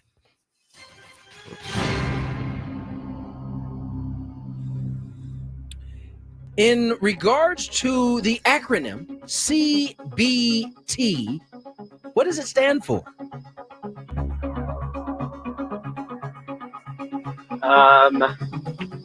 Gosh, college basketball team. College basketball team. That is was good. incorrect. This is quick thinking. Chrisello. What is CBT? Is this? This is a sports question. How? It's an acronym in sports. It is CBT, college basketball tournament. I don't know. Yeah. College basketball tournament. Also incorrect. So, Riley, you move on to the next round. Yes, you do. The answer, Yeah, collective bargaining tax. Oh, brother. Oh, we talk about it literally almost every day. Let's move. Oh, yes, we do. In fact, next segment we're going to do a whole thing. on it. Let's go to question So number, angry about question number 2, Riley.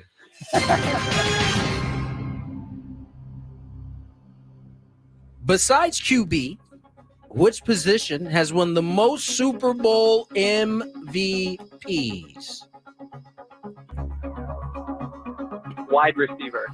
Great answer. Wow. Correct answer. I thought the answer would have been running back. I was surprised. No, that's Very not good, correct. Here we Riley. go. Very good. Riley, chance to clean up with a sweep.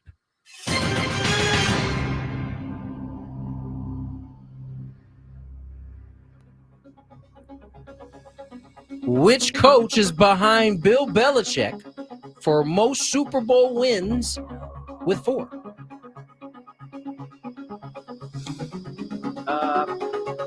Tom Landry. Tom the Hat Landry. Stay there, Incorrect. Riley, just in case. Ah, why do I not know this? Chuck Noll. I just You came know up it. with Took You me a know minute. it. No, I Riley. didn't for the briefest moment. You guys were all good. Briefest moment Everybody was I under was 10 searching. seconds. Yep. It worked out well. We'll It move did. to our next contestant, Tom. I've never felt such pressure in my entire life. Come on down. Do-do-do-do. Glad to be here. Todd and Carter here again. Todd and Oh, Carter, Todd the and Carter. duo, back at it Oh, again. look Dynamic out. duo. Here we go. Question number 1. This should be a San Diego staple. Who was the MLB Network host that alluded to Joe Musgrove's cheating in the wild card game against the Mets? Oh my gosh. Dontrell Willis. What'd you say? Sorry, say it again. Willis? Dontrell Willis? Oh, Dontrell. Dontrell wouldn't speak like that. stay there. Chris might. No, Chris knows Chris exactly who Odom this knows is. this. He just doesn't want to give the guy any publicity. Brian Okay. Kenny. Yeah, Brian Kenny, the once Oh, sorry, Todd and boxing Carter. analyst turned baseball extraordinaire. We'll move to We'll move to our baseball boob extraordinaire. We'll move to our next contestant. Christian, welcome to the show. Happy Tuesday. Hey, happy Tuesday, guys. Do it. Here we go. All First right. question. Hey, Christian. Christian, where did Nick Bosa play college football? Oh, I want to say Stanford. Stanford. That is incorrect. Elo? You know, I used to be able to have some fun right now. I could tell a little story, but now I have to 10 seconds is up. hey, get out of here. There was no way that was 10 seconds. It wasn't. Ohio State. The Ohio State Buckeyes is correct. Sorry, Christian. Yeah. Let's go Sorry, Christian. to our next contestant. Peter, welcome to the show. Peter, how are you? Well, batting cleanup. Hopefully, I can drive everybody in. Let's go. Hey, Let's good go. luck, Peter. Get her done. Who caught the game-winning touchdown in the Super Bowl? Cole Hardman. Yes, indeed. Very good. On random Somebody player tell on the him field. because he's still not sure. Question number 2. Where was the Super Bowl when the lights went out on the 49ers and Ravens? That will be one of my favorite cities in the country, New Orleans, Louisiana. It Wow. is a Nice job, sleeper. Peter. It's not even a sleeper. It's just good food, good times in that city. I've been told that someone like me should not go to New Orleans. Yeah, you It's probably. it's full of temptation. I don't see any reason for you to go there. Yeah, I think you should stay on home there, Scrape. Okay. We'll All move to right. question number 3. There was a conspiracy, by the way, in that Sorry, Tony. There was a conspiracy theory in that Super Bowl that the NFL was trying to help the 49ers. Yes, they were. Yes. They were by trying slowing down the Ravens' It did momentum. help them. It did help. And by the way, Not Jim enough. Harbaugh recently admitted he regrets the fades to the back of the end zone. They said, he was asked, what is your biggest regret about the last Super Bowl? He said, not giving it to Frank Gore more on that last drive. Him and Finally. him and Pete Carroll have that in common, I'm sure. They should have given it to the Should running have back. given it to the running back. All All right, right, here we sorry. go. It might make you feel better, but it doesn't change anything. No, it doesn't. What is the name of the arena Kentucky plays basketball in? Well, for the clean sweep, I'm going to say the world famous Rupp Arena. Wow! Nice job, Peter. Good work. All with confidence. Stay right there. You gotta appreciate it. Hang on the line, Peter. Hey, I feel really good for Peter because he plays this game a lot and he always does. tweets us after he ends up losing. But He today he's typically a winner. loses the third question, He too. does. He got through it I'm today. so excited for that. Good for Peter. Good job, Peter. Very good cleanup hitting. Yeah, he did. He drove By in him. those runs. Yeah. Something the Pods are hoping to do a little bit more of this year, right? Yeah. All right, let's get to break. Absolutely. Let's get to Very break. Yeah. Sorry. Let's get to break. When we come back, I told you guys often Chris and I get excited. We break down the NFL schedule. We'll break down the NBA schedule. We don't do that for baseball very much, but we'll get into some of the scheduling. As you know, it changed a lot from 2022 to 2023. We'll see what the MLB liked and didn't like when we return. More Gwynn and Chris. Here's some traffic. From the 97.3 The Fan Traffic Center, here's Kelly Danick. Folks are having a tough time navigating our roads this afternoon. Crash on northbound 805 before Claremont Mesa Boulevard. It's over to the right shoulder. On the southbound 805 before Home Avenue, 4 or 5 vehicles got into it. Does not appear to be blocking lanes. The eastbound 52, right around Convoy Street, there is a collision blocking lanes. Southbound 163 past Creneville Road, stalled car in the center divide. Looks like fire crews have got that fast lane blocked. And crash clear on northbound 15 right before the 78. Everything over to the right shoulder. And Kelly Danick with Gwynn and Chris, San Diego's #1 sports station, 97.3 The Fan. And Kim crosses the plate. You can listen to every Padres game along with all the music and news that San Diego needs right here on the Odyssey app. Download it today. Hey, everybody, it's Skraby back here for SD Fat Loss, and you're talking to a guy who has had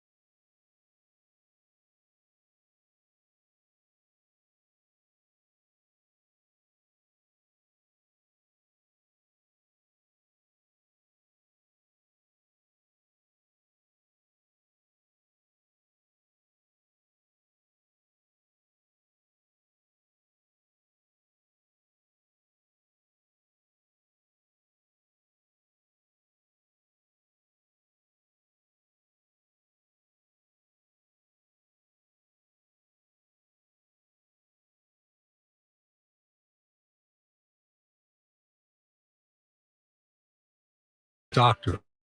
Visit notimetowait.com. Sponsored by Bristol Myers Squibb and Pfizer.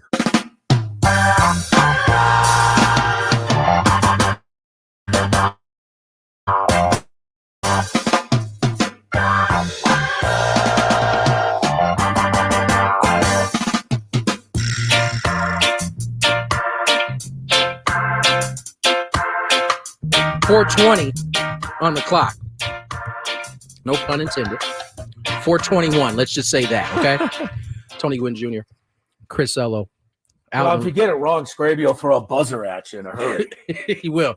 Now, I mean, he's getting a little buzzer happy now with the new 10-second rule. I got to be honest. he's definitely enjoying himself. He's definitely enjoying himself, ready to hit the buzzer. Does a he lot sit faster. there like? Do you sit there with your hand hovered over the buzzer? He does. Down the seconds. I do, and I actually on my other recount, a backcourt three, count. yes. I totally was. So he's definitely having fun with. Now, what I'm having Who do fun you think with, you are, Bill Vinovich? what I'm having a little fun with was kind of reminiscing on last week. Today, I happened to bring in my bowl of noodles, and the reason why the reminiscing part came in because this is what got the whole tie 10 game started. As I was in here, basically doing as I am today, which is having some noodles, sweating because the noodles are pretty spicy. Yeah. And Skraby just kind of looked at me and rolled his eyes. He didn't even want to even engage with me with my noodles today after what he successfully went through last week, Chris. Well, he did a hell of a job last week. There's no question. But you and I had a conversation on the way down to the car after the show. Oh my goodness! We did. You guys were talking about me behind my back. Well, yeah, it was kind of a little bit. A little bit. It wasn't really talking about you. What I was actually being critical of myself. I feel like I just went with the first restaurant and ordered their 10. And I told Tony, I said I should have typed in hottest Thai food in town and really tested you a little bit more than you were tested. See, so I was a little bit upset with myself because I feel like you certainly passed the challenge. You will forever have passed the challenge, but it's kind of an opportunity wasted. I feel like I could have found some hotter food for you. Yeah, and this plays into some of the comments that he had that day in terms of what he was actually putting people in his didn't body. believe it, and I don't know. Maybe it's almost like you passed the challenge a little too easily. You've got to be kidding me. You've got to be kidding me. I didn't think you'd like this. I'm just telling you what happened. We weren't going to share it with you. We just put it away, but we definitely had this conversation going down. I feel betrayed. I'm sorry, Skraby. I feel like we felt wrong for keeping it from you. So we thought, what better place to bring it up than the 420 segment on Tuesday. Yes, because that's only when you eat during the show is the 420 segment. But I would say that I got a lot of heat. I took a lot of heat from people out there, and I'm like, what do you want me to do? Do you want me to stick fire in my mouth and dance around? Yes, yeah, I think that's what they want. This wasn't on Skraby. We as Chris said, we took the first. This was my mess up. I can't even blame this on you, Chris. He went in and he got it 10 times. You literally called ahead and asked a bunch of. I was in here when you asked a bunch of questions that I'm sure made the conversation pretty awkward. But you asked them anyway. You proceeded to follow up and pick up the food, and to Skraby's credit, he got through the tie 10. Yeah, he got through it, but I only typed in Thai restaurants, and I should have typed in hottest food Thai restaurants. Maybe. Whoops, sorry. I was like, my that's not me today. Singing over here. My laptop. So that's usually you. Yeah, that's definitely usually this time. Oh, you know what? Actually, one more thing about this Thai thing. I didn't realize this, but I guess the video made it to. This is from Adam on the chat. The video made it. Scrab. It went viral. This is ridiculous. Okay, I'm gonna. Let's just listen. I muted. Okay. It took me 10 minutes to find the button. I told you the Chris Ello Chronicles of of technology. So I guess Annie and Elston were talking about how the video went viral. I'm just reading the message, and a couple San Diego foodie groups questioned it. I am not a professional eater. Listen, we didn't. All we did was tell you what we were told, which is that it was a tie 10.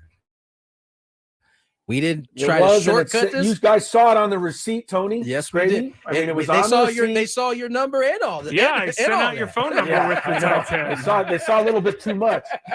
But yeah, I mean, we did what we said we were going to do, and that was buy him a tie 10, and we did, and he ate it. So I think the criticism is truly unwarranted. Thank you. It really truly is. My goodness. Let's get in to this schedule. And for those who may have forgotten, Major League Baseball in 2023 had a completely new schedule. From 2022, in which every team played about 19 to 20 teams on the schedule. That was in 2022. In 2023, that went to 29 teams. So you played everybody. Interleague games went up by about 25 or 26 games, or excuse me, 26 or 27 games. 19 or 20 went up to 46 interleague games. In the division, which was the big change. In the old schedule, you played your division there were 76 games in that. New schedule was down to 52. The only slight change was the rest of the 66, it changed to 64. So the big change came in interleague play and in divisional games. Right. More interleague, less divisional play. That's do you think right. Do you think it was a success, Tony, having gone through it and traveled and done all in all, is a success? And this article in The Athletic kind of highlights what we learned from last year. The first thing they highlight, it was an attendance bonanza.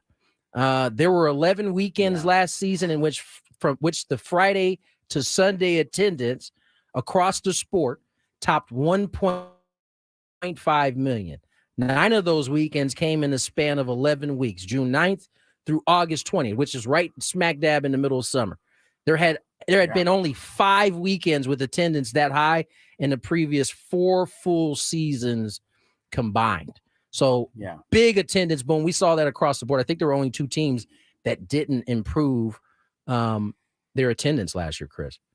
Yeah. No, look, and you know what? I know there's going to be some other things in this article. Yeah. But honestly, Tony, that's the one that matters right there, right? It is. I mean, if attendance goes up, that's more money in the owner's pockets. So this is not going anywhere anytime soon. The second thing, which is probably the thing that the heavy baseball fan pays attention to, and this was a thought going in, but it became official that this schedule was actually more fair. What do I mean by that? Here you go. There were 6 wild card teams that lived to see October. You know how many of them came from the 2 Central divisions? None. 0. The 2 worst divisions in baseball last year, right? But under the old schedule format, baseball was actually penalizing teams stuck in good divisions with harder schedules. I'll give you a couple examples. In 2022, the Blue Jays had to play 94 games against teams that were 500 or better. The Guardians had to play only 68. The Mariners, who also reached the playoffs that year, had to only play 71. And that was Toronto as well. All those teams, Toronto played 94, but Toronto ended up not making the playoffs. Mariners, Guardians, did. I'll give you another example. In 4 of the past 5 full seasons, either the AL Central or the NL Central has jammed. This is the article's writing, by the way, has jammed in the same division. Under the old unbalanced format, that meant the good teams in the division got to play nearly 25% of their schedule against the 100-loss division doormat. Under the new format, that drops down to 16%. It's not perfect, as we know. We've already highlighted some of the playoff format parts that aren't perfect, but it certainly across the board has seemed a lot fair to the teams that, play in tougher divisions, like an NL West or an AL East. Yeah, it works both ways, right? I Yeah. mean, the Twins got to play a lot of games against lousy teams, but at the same time, the Padres and teams like that were playing a lot. Remember the year that the Dodgers and Giants both won 100? Yep, one had to go The home. Padres had to play those two teams like 50 times. I mean, that's inherently unfair compared to somebody in the Central Division that wasn't playing any 100-win teams. Yeah. So I think it's much more fair this way. I still don't have a big problem with the playoffs. You and I have, documented it. The Astros never seem to have a problem advancing. And, now the Dodgers and Braves just have to figure out a way to advance. And frankly, I don't care if they ever figure it out. I mean, a lot of people said the Diamondbacks, may have benefited, but they also played in a league that had the 100+ win Dodgers in it. And so they had to face them as much as they had to face anybody, right? Because they're still in the division, not as much division, but certainly you got a chance to see. Look, the only way you're ever going to get it 100% fair to people out there who demand that it be fair is for every team to play every other team the exact same number of games, and they're never going to quite be able to do that. No. So 162 games, if you can't get it done, you don't deserve it. And if you get it done, you certainly have earned it. Yeah. The way I look at it. As we said, it's not perfect, but it certainly seems like from an attendance standpoint, from a fairness standpoint, that Major League Baseball took a huge step in the right direction. All right. Let's get to break. When we come, Swift, did the Taylor Swift effect? I'm sorry? Did the Taylor Swift effect actually make a difference? There you go. Work with Chris on the other side.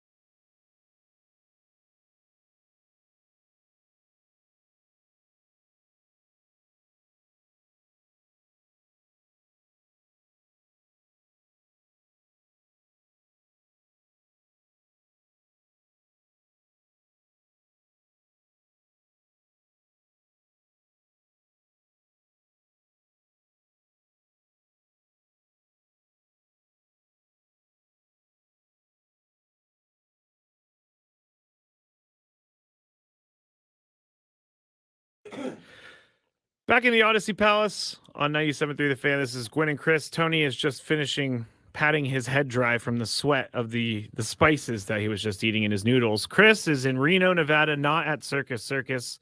He's about to call some Aztecs Do they have a women's Circus basketball. Circus in Reno? Yes, the reason I keep saying that is because when I went to Tahoe like 2 years ago, we took my nieces to Circus Circus because when I was a kid, Circus Circus was amazing. Yeah, buddy. It's not the same. It's not the same. Yeah, I had that realization taking my kids to Circus Circus. They need a little update. It needs a little update. I think the seat was the exact seat I sat in at one point. Yeah, probably. Yeah, man. I love those. So. It's you especially as a parent, you think back to something like Circus Circus, and when we went, and this was a couple years back, in my mind, that's how it was going to play out. When my kids looked at Circus Circus like, what are you getting us into right now? So I can imagine why they thought that after they saw the place. I can now too. So I mean, it's sad. It's like it was kind of sad to me because my nieces were like, sad. "Can we just go?" I'm like, what do you mean? Kids, We're let's at go play Circus Circus. Yeah. Let's go play some blackjack. It's 50 cents a hand. No. We're talking about the arcade games and the carnival 50 games. cents a hand. Oh, yeah. Oh yeah, the 50-cent tables. You know, you can get in some danger on those tables. Oh yeah.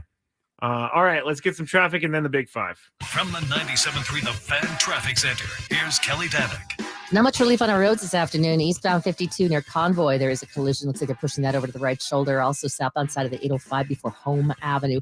Several vehicles involved in this crash. One is overturned, appears to all be over to the left shoulder. Somebody risking their life changing a tire westbound side of the 8, just past the 163. Now this is over to the right shoulder, very close to that slow lane. So please take it extra carefully. Even move over a lane if it's safe to do so. And getting reports of some concrete in the 2 left lanes westbound 905 just before La Media. I'm Kelly Danick with Gwynn and Chris, San Diego's number 1 sports station, 97.3 The Fan. It's the time of the show. Check out latest in sports. Only the most important topics and questions are brought to light. Stop what you're doing and listen. These news stories will astound and amaze you. The one, the only.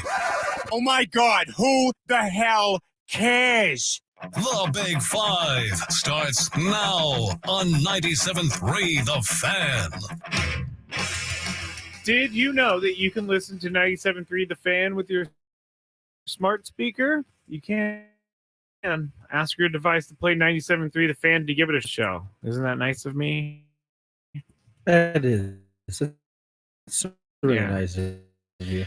In the chat, someone said I needed a lucky hug and none of this blubbering idiot of a dad, which would be me. Can you blame him? No, I can't. It was hard, though. I was like, Lucky, I just want to hold you. And he was like, no, bro, and walked away. He was like, I need you to be an alpha right now. Yes. One of us has to be the alpha. I thought you said something else. I thought you said something else. And then I agreed with it, and I was like, wait. I was wondering why you went along with that so easy. I mean, Lucky kind of is the alpha. Let's be real. That's fine. Number 5. So we played some clips today, and we'll play some more clips here in the 5 o'clock hour. And I will on the Skraby show, but Manny Machado and co talked to the media today, and he was asked about the departure of Juan Soto because I don't know that we've actually got some like hardcore Manny comments on Juan Soto's departure. So here is what he said to the media today, taken from our own Sammy Loves account. We brought in King. Obviously, no one could replace Soto. I mean, he's the top player in the game. He's irreplaceable. I'm not saying that, but we believe in the guys that we have. We believe in Darvish. We believe in Joe. We believe in King coming in. Burrito Vasquez. The guys that are coming in are a big part of our team. Even the guys that we signed, internationally. So, we believe in the group that we have. I think we have a great team to go out there and compete every single day. Obviously, it's a completely different team than we did last year. But I think we have the right group of guys out there to go out there and compete every single day. We got a new manager coming in that's been great so far, and steering the boat the right way, and we're excited about it. So I want to bring up what Talking Baseball put up on X. They put, did you hear the beginning where he said he's irreplaceable? He's the top player in the game. So they put up a post on X, but they only put that little blurb. He's irreplaceable? He's the top player in the game. He's irreplaceable, instead of like the actual context of everything. Because now people are like, well, Well, no. What is that? What does that mean? Bro is just yapping. Hey, man, he requests a trade to the Yankees. I'm not really getting the right. Sounds like ones. normal X conversation. Yes, it does sound like normal X conversation. But my I thought question that you for didn't you: go on X anymore, Skrabe. I do during the week. I told you. You claim that you don't go on there anymore. Yet you can regurgitate all of the posts. I'm very on a daily grateful for basis. all of the posts that I'm sent on a daily basis, because then I don't have to go wade through the toxic waters that is X. But here's my question, Tony. Toxic. Is Juan Soto irreplaceable? I mean, yeah, you're not going to replace that production. But it's not necessarily a bad thing that he's irreplaceable. You asked me if he was irreplaceable. Yes. Are you? So that means you're replacing him with what he had. I think he's irreplaceable. However, that doesn't mean that him being irreplaceable means the Padres can't be a good team, a better team, perhaps. And that's why it's a team sport. It's an individual sport that is in a team structure, and individuals need to do good in order for the team to play well. And so I think what you lose in a ton of production from Juan Soto in that trade, you may end up getting in that rotation that you certainly need it. You may end up getting it in the bullpen where you certainly need it. So there certainly has been more ways to do it than one. And the Padres showed that really in 2022. They didn't have the most prolific offense. They did it with pitching and defense and timely hitting, which they didn't have any of last year. None. So I do think his numbers are going to be irreplaceable this season for sure, but that does not mean that this team can't then be better than they were last year. Chris, is Juan Soto irreplaceable? Answering the question directly, he's certainly not, because he's, one of the very few guys in the league that can do, all of the things that he does. But, I thought it was an interesting point that I think it was Matt.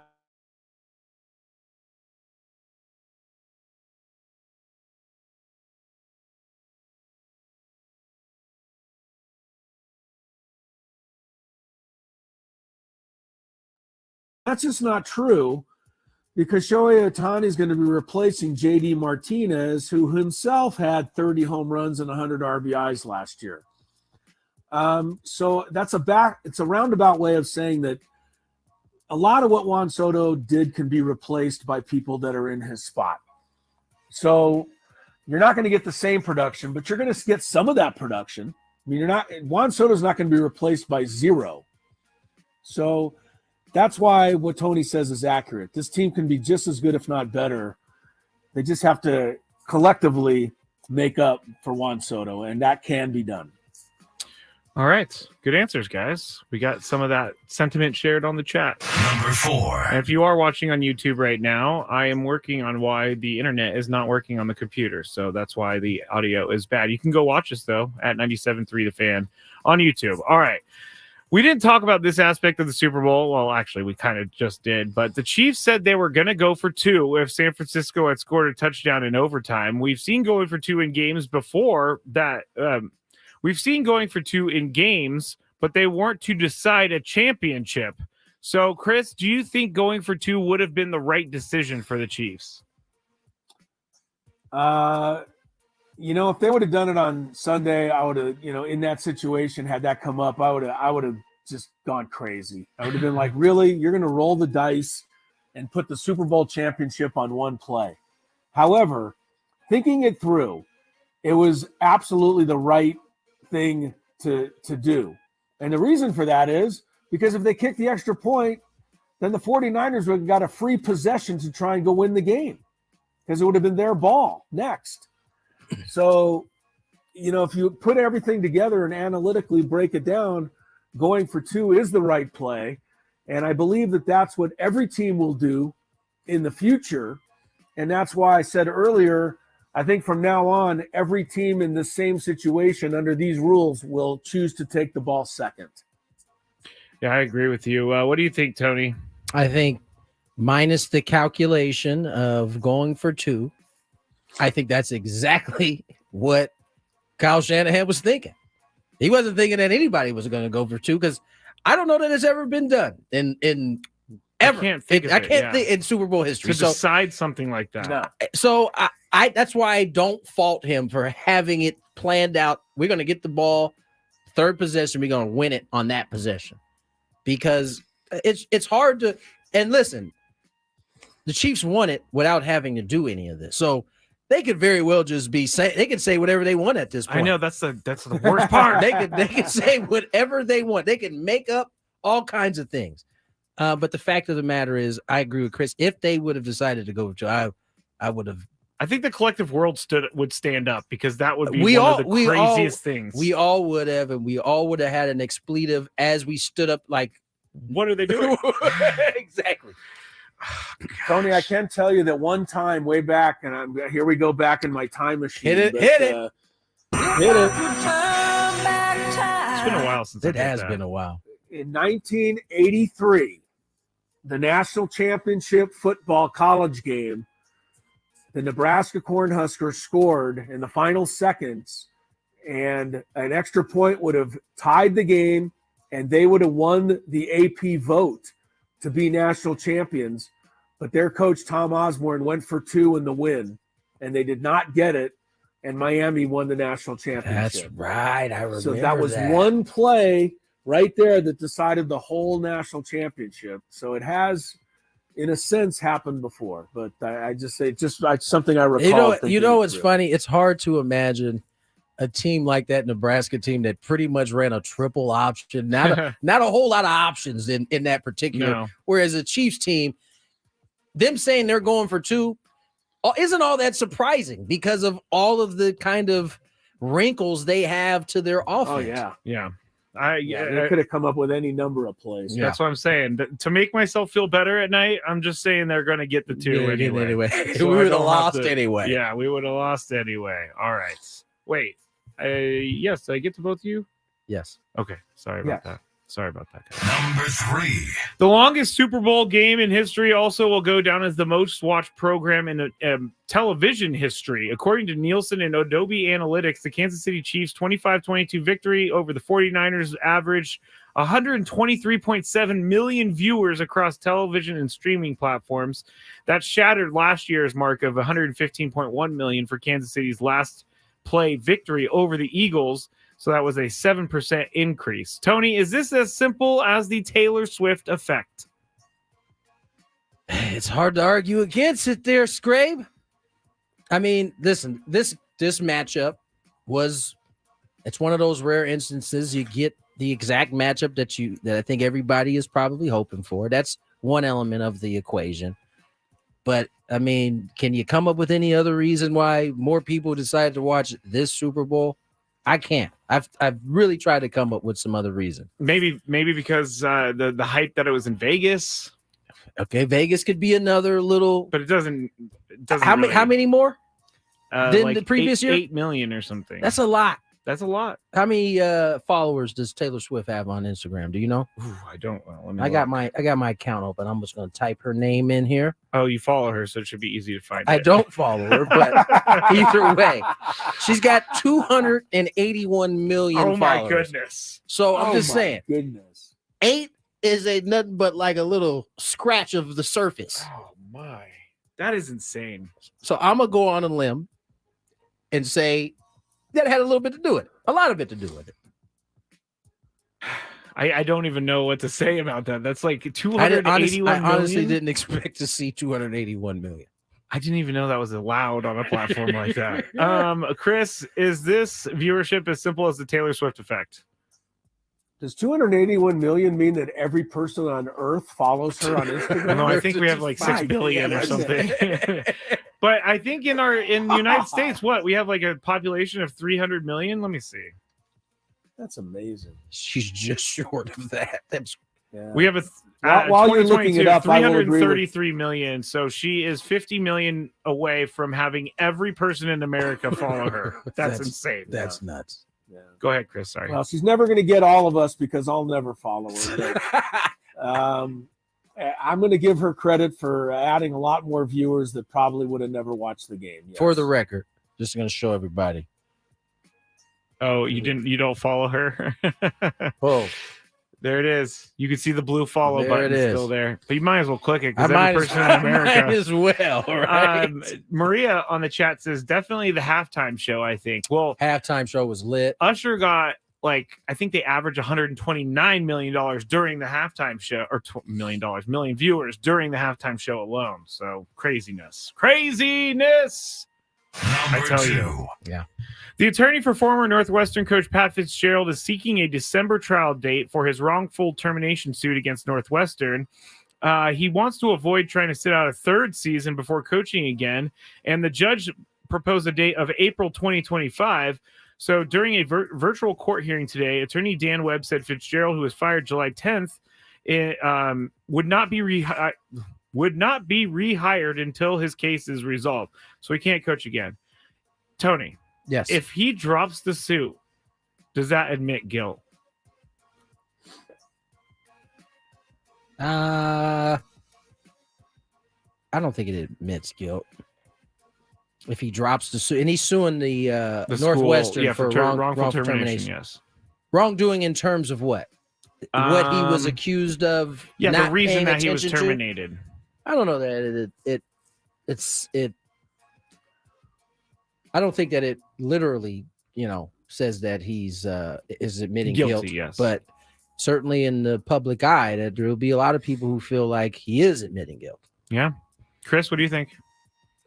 Yeah, I mean, I agree with Tony. I mean, there's a lot of people who actually plead guilty even when they're not guilty. That's right. Just to get a lighter sentence. So it doesn't always, even if you plead guilty, it doesn't even admit that you're guilty. But I think in the court of public opinion, he's always going to be at least guilty of not knowing what was going on, which is in a lot of people's minds a bad way of handling that whole situation. All right, do you guys want to hear about City Connect on the other side? That's Absolutely. our final one. I know you guys love the carryover. Not a fan of the carryover, but we will talk about what final 9 teams are going to have their City Connect jerseys come out. We'll also hear some audio from spring training. It could be Mike Schill. He made a joke. Did you hear about this joke, Tony? We'll actually play the joke for you a little bit later. Okay. From Mike? On the show. From Mike Schill, Okay. Yes. That's on 97.3 The Fan.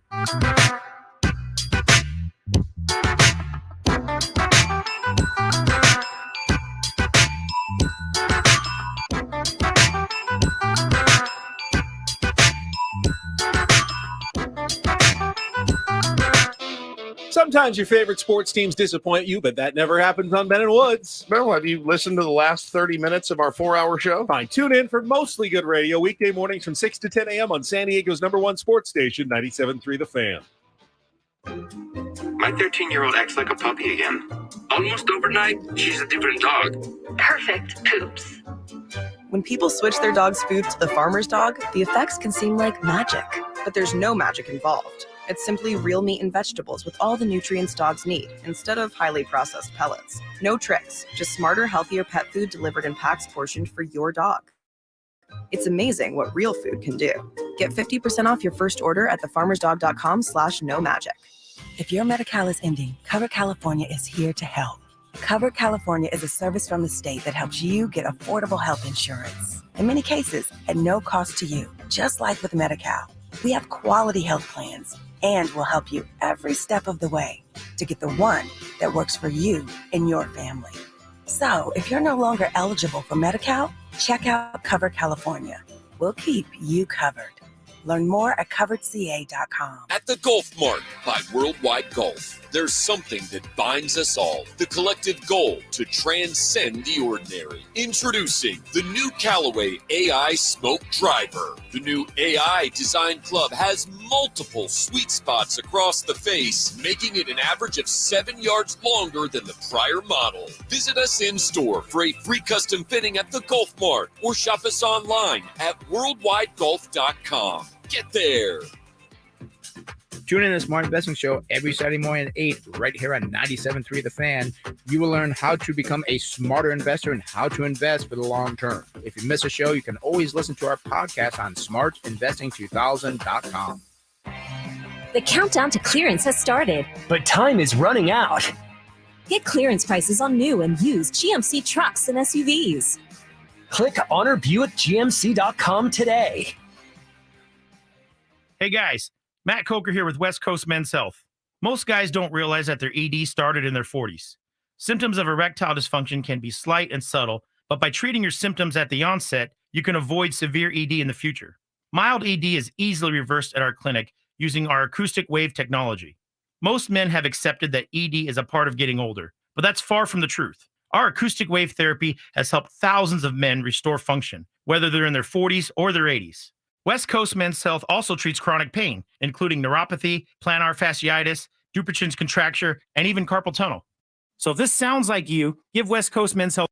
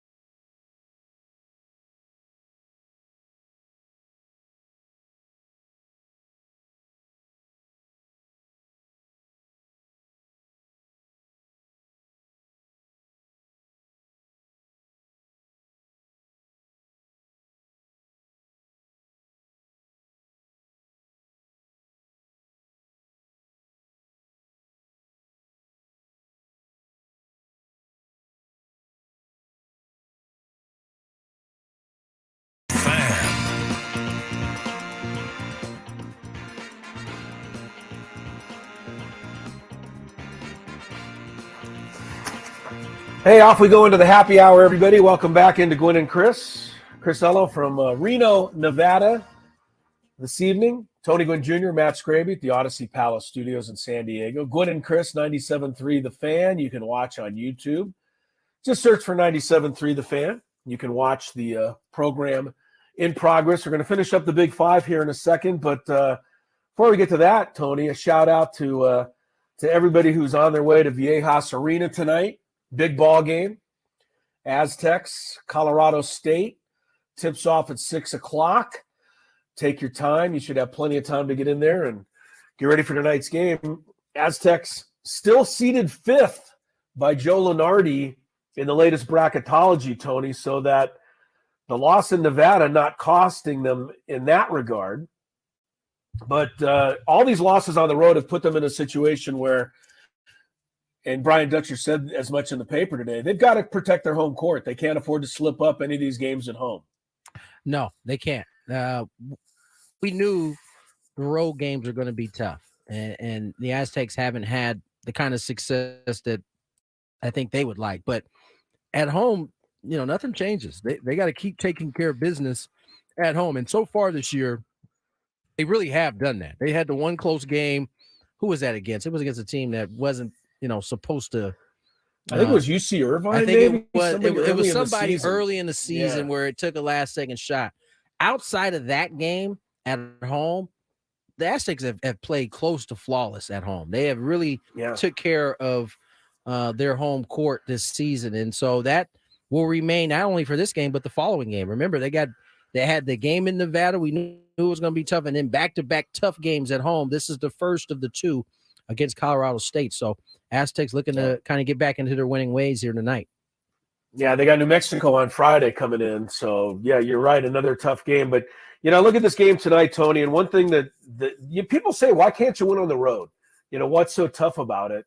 And normally what happens on the road, and the same goes even in the NBA. Yeah, for sure. Usually your role players do not play as well on the road as they do at home. And you look at Colorado State, when they beat the Aztecs a few weeks ago, Clifford had 20 points and 10 rebounds. Scott, their power forward, had 15 points and 3 rebounds. Strong, their point guard, had 10 points. All of these guys were in double figures. Isaiah Stevens is going to get his. Absolutely. And he'll get his tonight. But the key to me is for the Aztecs to limit those other guys. And for whatever reason, that always seems a little easier to do when they are on the road. Yeah, and so Colorado State has that task in front of them here tonight Right. at PA. Just a reminder, this popped up on my phone. Chris, do you know what the anniversary of today is? You know what happened on this day in college basketball? Offhand, I do not. Do you remember when John Chaney went after John Calipari after that matchup they had?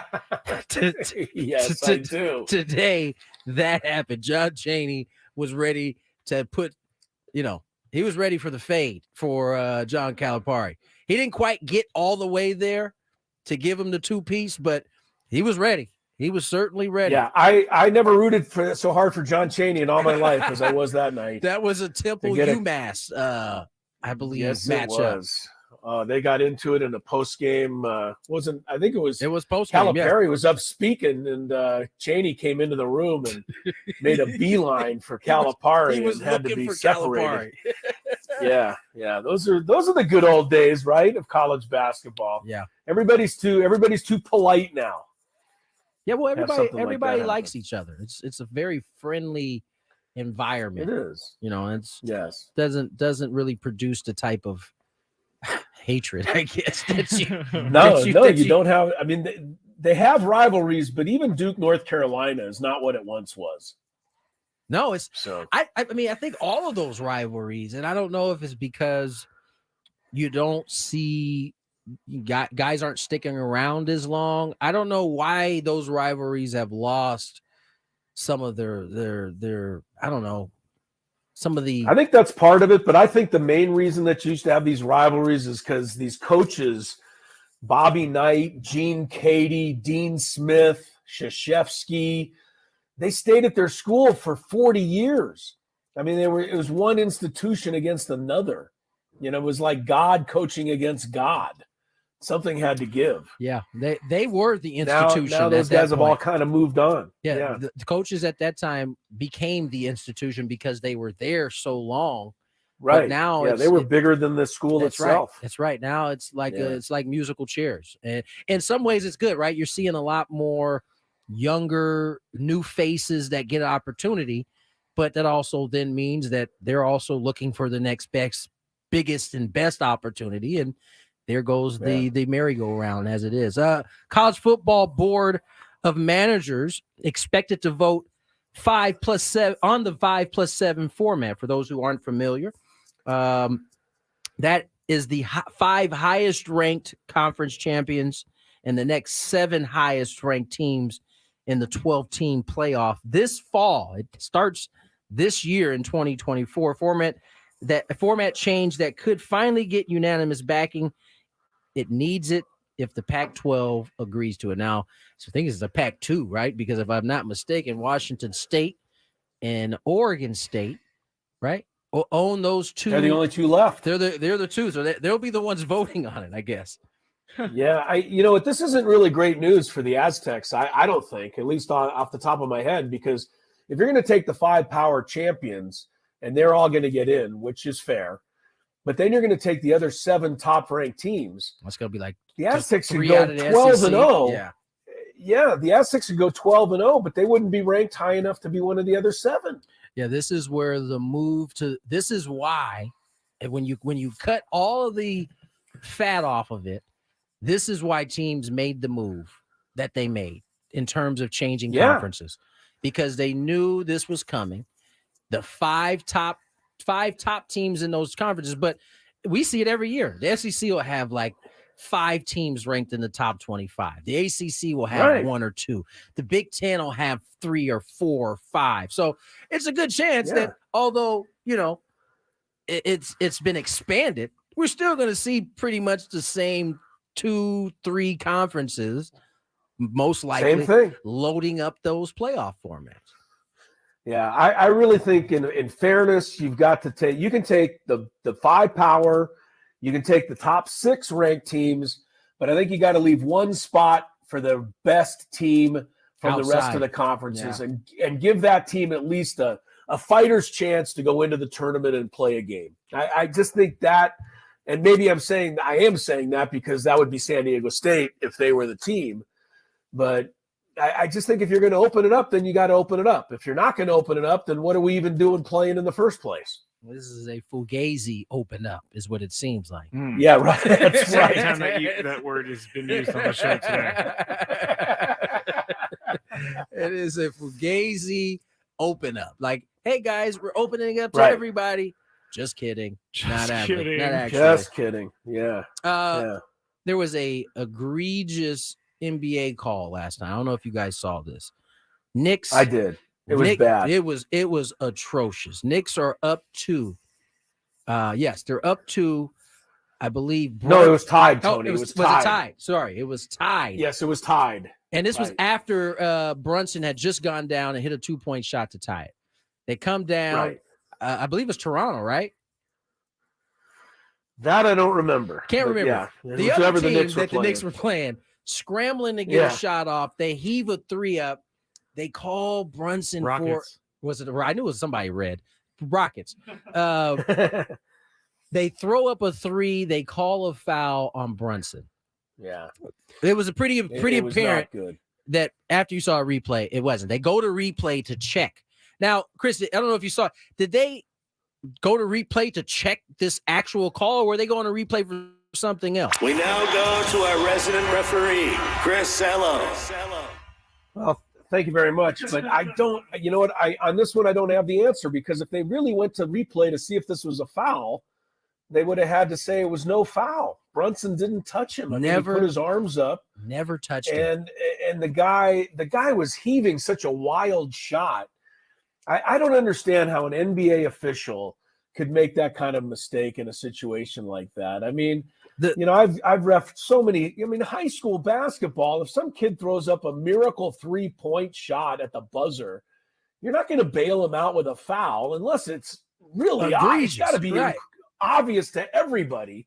And this just wasn't obvious to everybody. I was shocked that that official made such a bad call.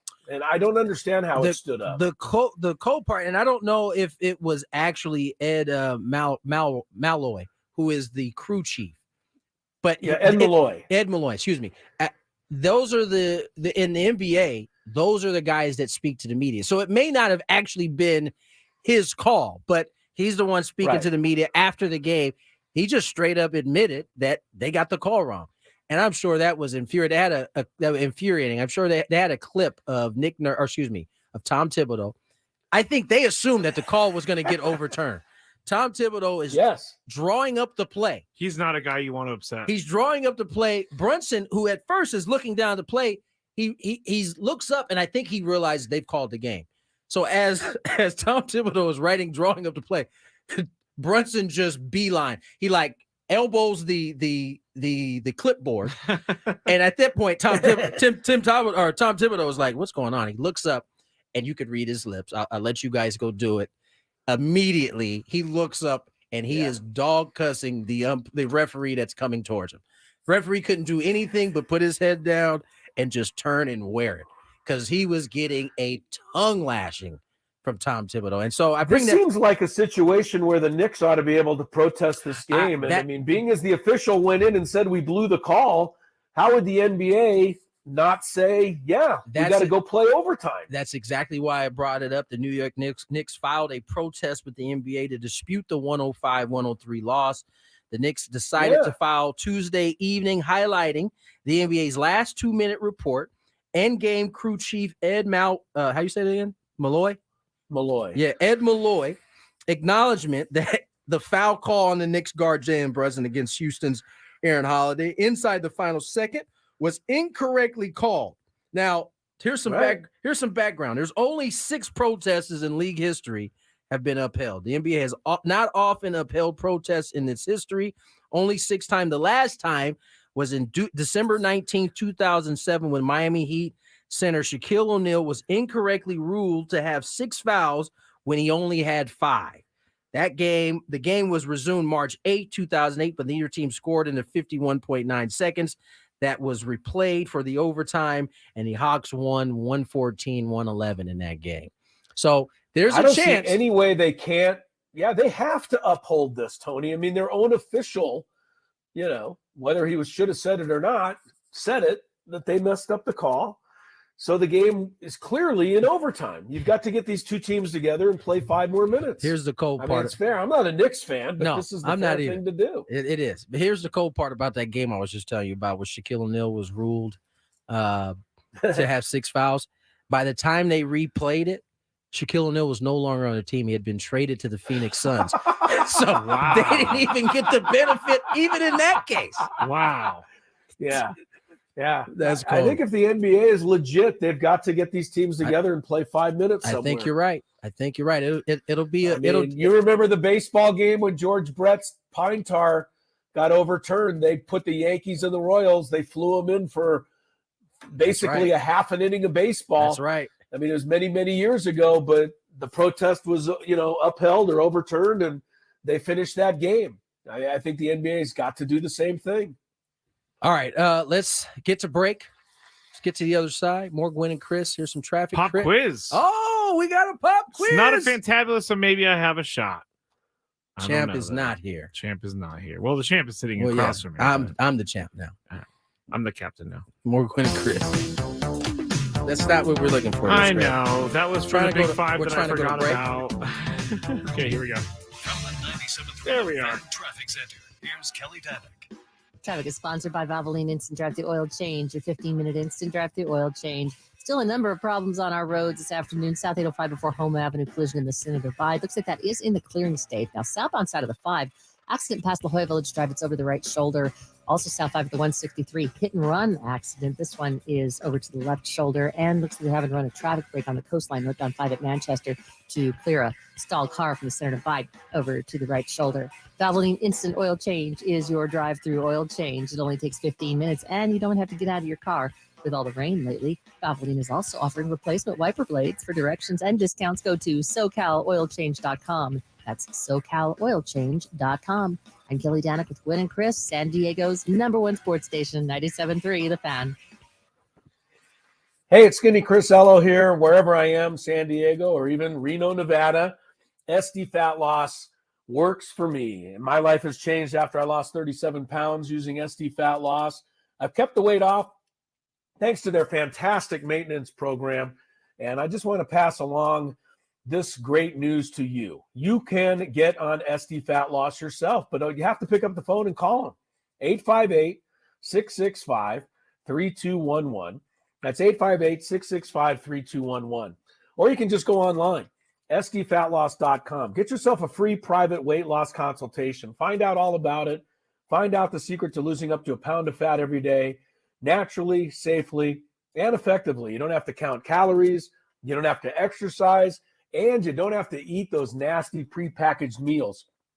Eat your own food. They'll tell you what to eat, what you can't eat. You follow along, the weight will come off. I'm proof of it. 37 pounds later, it worked for me. It will work for you. But it can't work for you if you don't call. So here's the number again, 858-665-3211, or online, sdfatloss.com. You've got nothing to lose but the weight itself. You can listen to San Diego's #1 sports station on the go with the free Odyssey app. It's got all the sports, music, and podcasts you crave. Download the free Odyssey app today. Spectrum Business is made to work like your small business. Made to do it all with fast, ultra-reliable internet, phone, and mobile services. And made to work with a small business budget. Get 300 megabit per second business internet for just $39.99 a month for 1 year with select bundles. Plus, get an unlimited mobile line for free. Visit Spectrum.com/work to lock in this deal now. Learn more at spectrum.com/work. Restrictions apply. Services not available in all areas. It's February, the month of love. Old love, new love, whatever love is. Get your love and butt to Team Kia of El Cajon. You should be driving a Kia from El Cajon Kia to Kia of El Cajon. Your credit, good or bad, is our love. And never a problem. Even if you're a first-time buyer, have a past bankruptcy, late on payments, or currently stuck in a lease, we love approving you and giving you up to 120% more than KBB fair market value for your trade. So if you have a job clearing $450 per week, we want to approve you for a new Kia. Or lease a new 2024 Kia Forte LXS, just $179 per month. Or K5 LXS, just $269 and only $39.95 due. That's less than a week of groceries. Team Kia of ElCajon.com. On approved credit, not all will qualify, plus tax, title, license, and 150 title and registration processing fee. $39.95 due at signing, 36 months, 10,000 miles through KMF. Negative equity, refinance, new loan. Rebates and incentives to dealer. Offers not in combination. Expires 3/4/24. Wesley Financial Group is not a law firm. This story is called The Ugly Truth About Timeshare. If you think you've done your family a favor by buying a timeshare, you need my help. Hello, I'm Chuck McDowell, founder of Wesley Financial Group. 10 years ago, I started helping folks cancel their timeshare. In the process, started what's now called the timeshare cancellation industry. The ugly truth is when you buy a timeshare, you can't tell me how much it's going to cost or when it's going to end. I recently helped a couple that had their maintenance fees go from $800 to $3,200 a year. They also received a $4,000 assessment for a hurricane that was over 1,000 miles away. Sound crazy? The crazy thing is this never ends. Call my office now. If we take you as a client, I guarantee we'll cancel your timeshare or you'll pay nothing. Call for your free information kit. Call 800-462-3333. That's 800-462-3333. 800-462-3333. We'll be back to Gwynn and Chris in just 2 minutes. With your choice of select sandwich, nugs, fries, and a drink, Wendy's $5 Biggie Bag is your go-to. Your nugget wingman. Your hot and crispy fry co-pilot. Just like us. We're like the bag boys. What? Bag boys, what you gonna do? What you gonna do when we bring your food? For a deal you can count on, bet on Biggie and choose wisely. Choose Wendy's. Bag boys. U.S. price participation may vary. Includes choice of JBC or crispy chicken sandwich with 4-piece nugs, junior fry, and small soft drink. Third-party delivery pricing may be higher. Look around. You can find cars like these on AutoTrader, like that car riding your tail. Or if you're tailgating right now, all those cars doubling as kitchens and living rooms are on AutoTrader too. Are you working out and listening to this ad at the same time? Well, multitasking pro, cars like the ones in the gym parking lot are for sale on AutoTrader. New cars, used cars, electric cars, maybe even flying cars. Okay, no flying cars, but as soon as they get invented, they'll be on AutoTrader. Just you wait. AutoTrader. Thanks for calling Discover. This is Gabby. Hey, Gabby. It's Jennifer Coolidge. Hi. I'm so glad I reached you at 2 a.m. Oh, of course. Anyone with a Discover card can call and talk to a real person 24/7. Now, how can I help? Yeah, I used my Discover card to buy these yellow pleather pajamas, and I'm just not sure I'm pulling them off. 24/7 U.S.-based customer service. It pays to Discover. Limitations apply. Learn more at discover.com/credit card. Dana Carvey and David Spade here. You might know our podcast Fly on the Wall, featuring guests from across the entertainment industry. We decided to do a spinoff called Superfly, and it's fun. It's just two of us riffing on current events, pop culture, catching up, impressions. Joe, Trump's trying to be a dictator. Yeah, just bump on the tater tots. Joe, no. Listen to and follow Superfly on the Odyssey app or wherever you get your podcast.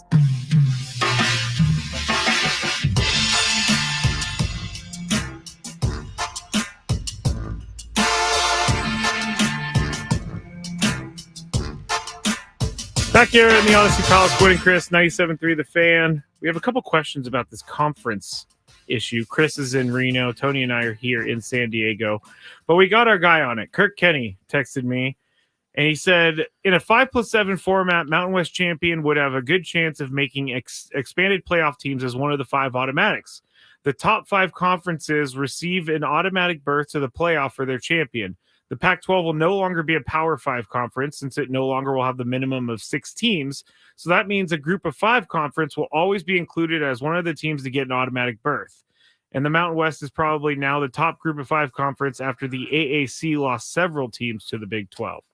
So that's what our college football guy Right. here in town gave us. I hope he's right. Good explanation by Kirk Kenny. That's right. I erred because I thought there was still a Power 5 conferences, but there's really now only a Power 4. That's right, because Pac-12 So the lost 5th its could membership. be the Aztecs. Yeah, very good, Kirk. Thank you, Kirk. Thank you, Kirk, for getting us straight. This cannot be true. You can go back and watch reruns of Gunsmoke now, Kirk.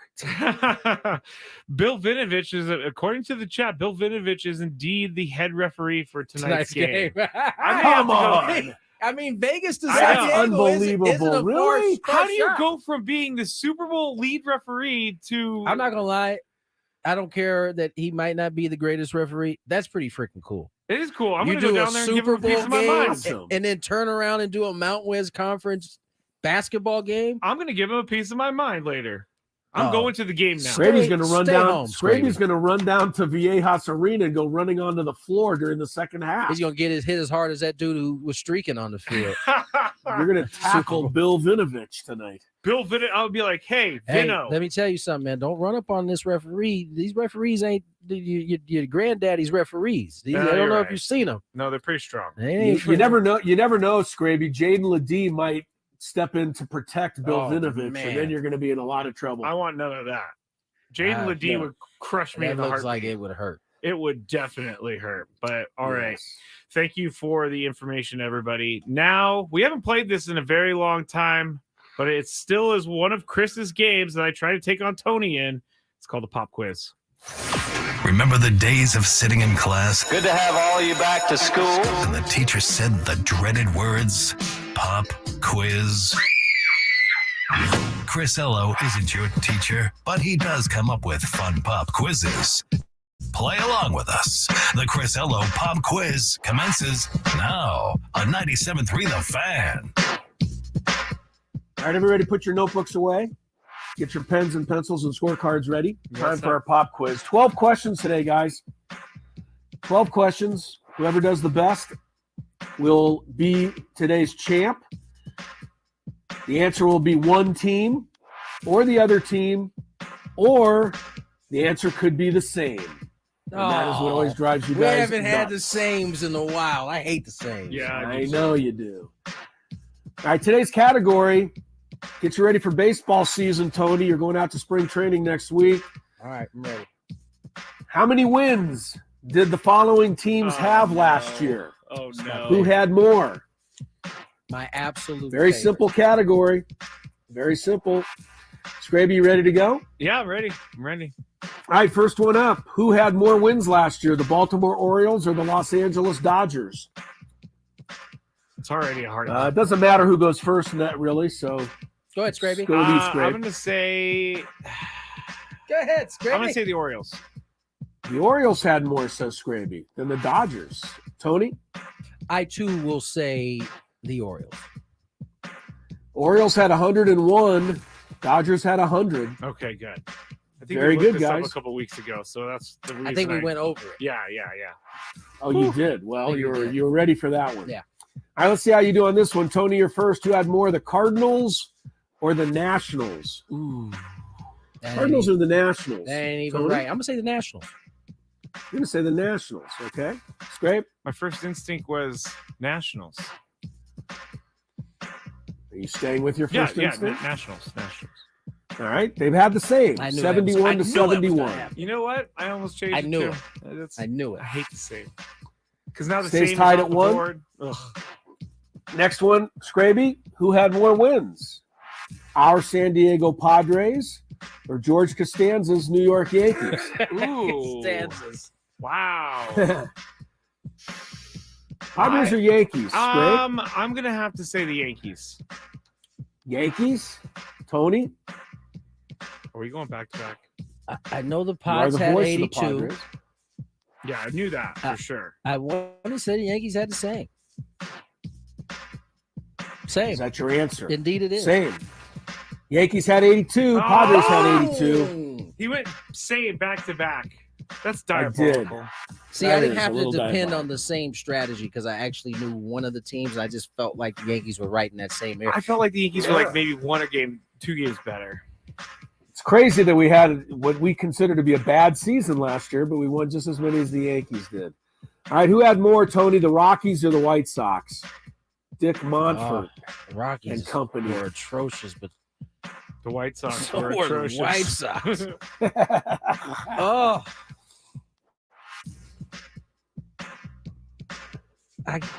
Oh. White Sox and who was the other team? White Sox and Rock. I gotta say the White Sox had a better season. You're gonna stick with the White Sox, I right? can't Skraby? give Colorado any credit with Monfort at the helm. I know. Yeah. I mean, the Rockies. Would Chris go same 3 in a row? They're in the ballpark, that's for sure. I'm just gonna go same. 3 in a row? Yeah. I'm not that diabolical, Skraby. White Sox 61, Rockies 59. Yeah. So Tony takes a 3-1 lead. Oh no. Skraby, remember it's only 12 questions. You got to get back into it here. Who had more, Skraby, the Angels or the Pirates? More wins last year. The Halos or the Bucks? I'm gonna say the Pirates. Pirates, says Skraby. Tony? Pirates had it going there for a sec. They did. Then they started to falter. I'm still gonna go with the Pirates. Pirates 76, Angels 73. Ooh. You're both correct. Doesn't help me though. Boom. Tony leads 4-2. Tony goes first. Is it the Giants or the Tigers? Who had more wins last year, Tony Gwynn Jr.? Giants or Tigers? This feels like a same coming. But I'm going to say... Trying to smell them out. I'm going to say the Tigers. Oh, wow. Goes with the Tigers. Skraby. My thoughts were immediately the Giants. Staying with it? Yes, I'm staying with it. Tigers 78, Giants 79. Oh! Skraby picks up a point. That was Much close. needed. All right. It's Tony 4, Skraby 3. 6 questions remaining. I believe Skraby's up first. Who won more, the NL champion Diamondbacks or the Marlins? Let's see. The Marlins they're in the NL East, so and they made the playoffs. I'm gonna say Marlins. Marlins. Marlins? Yep. Same, 84-84. Marlins and Diamondbacks tied. You both missed that one. Tony stays ahead 4-3. Next up for Tony, the Astros or the Brewers? One of your former squads, Mr. Gwynn. Astros or the Brewers? I'm going to say the Astros. Who won more games last I'm going year? Astros. Gonna go with the Astros? Uh-oh. Give me the Brewers. Wow. Give me the Okay, Brew total Crew. change. Yeah. Really? Brew All Crew. right. Brew Crew. Skraby. I'm gonna go with Astros. You're going to go with Astros. Yeah, that's probably Astros right. won 90. that's Astros won definitely 90. right. Brewers won 92. Oh! Believe it! The Brewers is correct. How? Making me angry. The Astros remember the Astros couldn't win a game at home last No. year. They could They not. struggled That's a little true. bit. All right, Tony leads the 5-3. batter's eye was all messed up. Remember the batter's eye? Yes, They also have a trash apparently, can yes. banging there too. All right, Tony has to go first because there's 4 questions remaining. Tony leads 5-3. And Tony, the question is the Rays or the Mariners? Rays were off to a electric start there. They caved. I'm gonna go with the Rays though. Stays with the Rays. Staying with the Rays. Skraby, there's 3 questions left, so you yeah. don't necessarily have to pick up ground here, but it's your call. Oh, you're gonna need to pick up ground. I'm gonna go son. same. Same? Yeah, not even close. This was the one gimme I put in. The Rays 99, the Mariners 89. I boxed that up. Yeah, box it. Yeah, there's no way the Mariners had 99 wins. What was I thinking? Is Thing that is, it? Is that the game? The things you didn't know. You didn't know the Rays had 99 wins though, so it was tough. I to knew make that they had a lot, but I didn't think they had 99. I thought maybe like 93 because they did lose a ton there at the end. Yeah, they fell. All right, no, Tony leads 6-3. The best you can do now is a tie. Skraby. Okay. Tony's up. Is it the Phillies or the Rangers? Rangers barely won. Give me the Phils. Takes the Phillies over the World Series champs. Scrape. I am going to go same. Atta boy, Skraby, you smelled it out. Yes! 90-90. That's right, Correct. baby. I'm not really in it, Phillies but I'm and back Rangers. You're not. Yes, whatever you just said. All right, there's 2 questions left. Skraby, you need to win both of these. Neither of these is the same. I will give you guys that clue. Tony, who won more, the Guardians or the Mets? Ooh, wow. Tony gets it right. The game's over. If not, the game will continue. Guardians. Skrabe, I got good news and bad news. What? I don't really actually have any good news. He got it. The bad news is that Tony's correct. The Guardians won 76, the Mets 75. Tony Gwynn Jr. prevails again. You know, this wasn't a good showing for me. I knew a pop quiz was coming today. Oh, that's Chris snapping. I thought it was you. Hey, I thought I was losing my mind. I was like, well, who else is snapping? I know I'm not snapping anymore, but I'm still hearing it. I even told myself today that I needed to go look up standings and I needed to go look up NBA stats. And As things the of that great nature. DJ Khaled once said, Congratulations, you played yourself. there you go. You already know. More Gwynn and Chris on the Final other side. score, Tony Gwynn Jr. 7, Oh, we don't need Skraby that. 5. See you on the other side. Yes, sir. Ben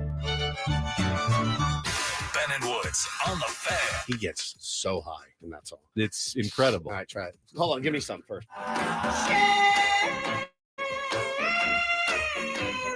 Yeah, there we go.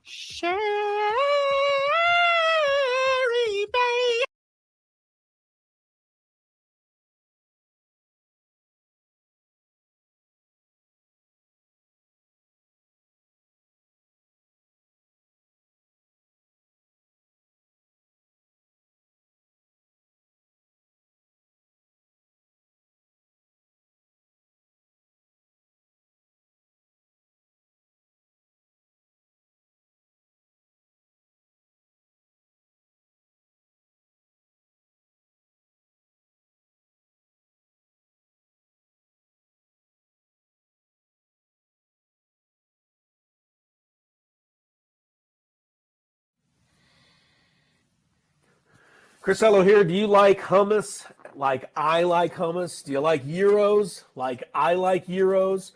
How about traditional Greek salads and soups, lamb chops, grilled salmon? How about all of it at affordable, family-friendly prices in a family-friendly atmosphere? That is Spiro's Mediterranean Cuisine, family-owned and operated for over 25 years and located in Coronado at the ferry landing with an amazing view of the bay in downtown San Diego. Also in La Jolla at the corner of Prospect and Fay. Beautiful sidewalk seating with fire pits. It is Spiro's. Delicious food, recipes passed down from Spiro's grandmother to Spiro's mother, right on down to you. All the food is fresh, prepared daily. I'm telling you what, Spiro's is a wonderful night out. Tremendous food, lots to eat, and not a whole lot to pay for. If you like dining or takeout options, visit spiroscuisine.com. It is Spiro's Mediterranean Cuisine. If you love it like I do, check out Spiro's. Enjoy.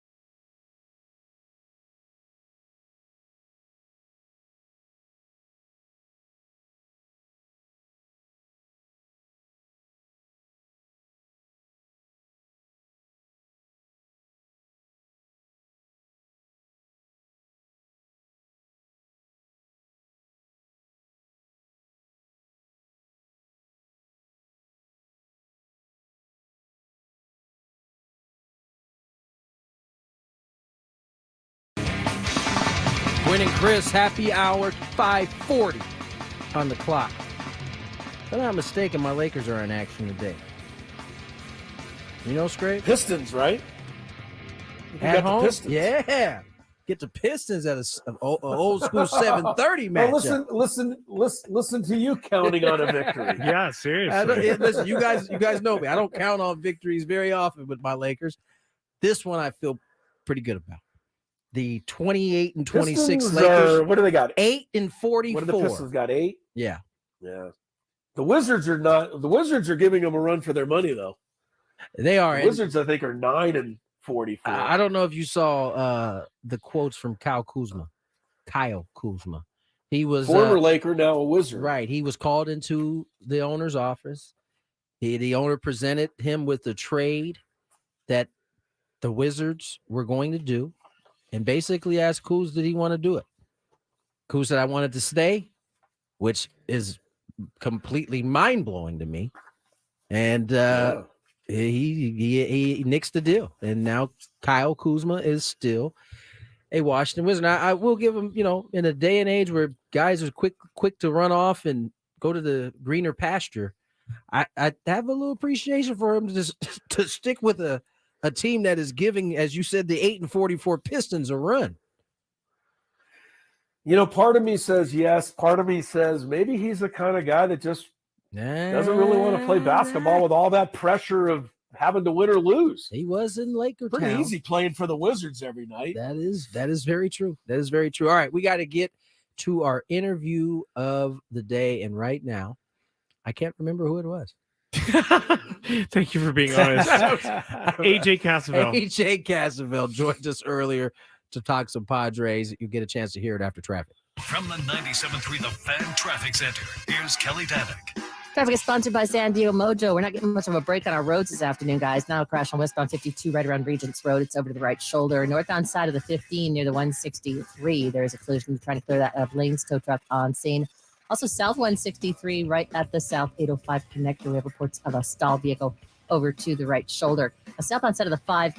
Cleared that accident right around La Jolla Village Drive. Another crash near the 163. That one is over to the left shoulder, further south from the 5 on the Coronado Avenue off-ramp. We have reports of a stalled vehicle. Northbound 5 just past San Isidro Boulevard. There's a collision over to the right shoulder. Get ready because San Diego Mojo Pro Women's Indoor Volleyball team is taking professional sports to a whole new level. Don't miss the nonstop excitement of indoor volleyball starting this month at Viejas Arena.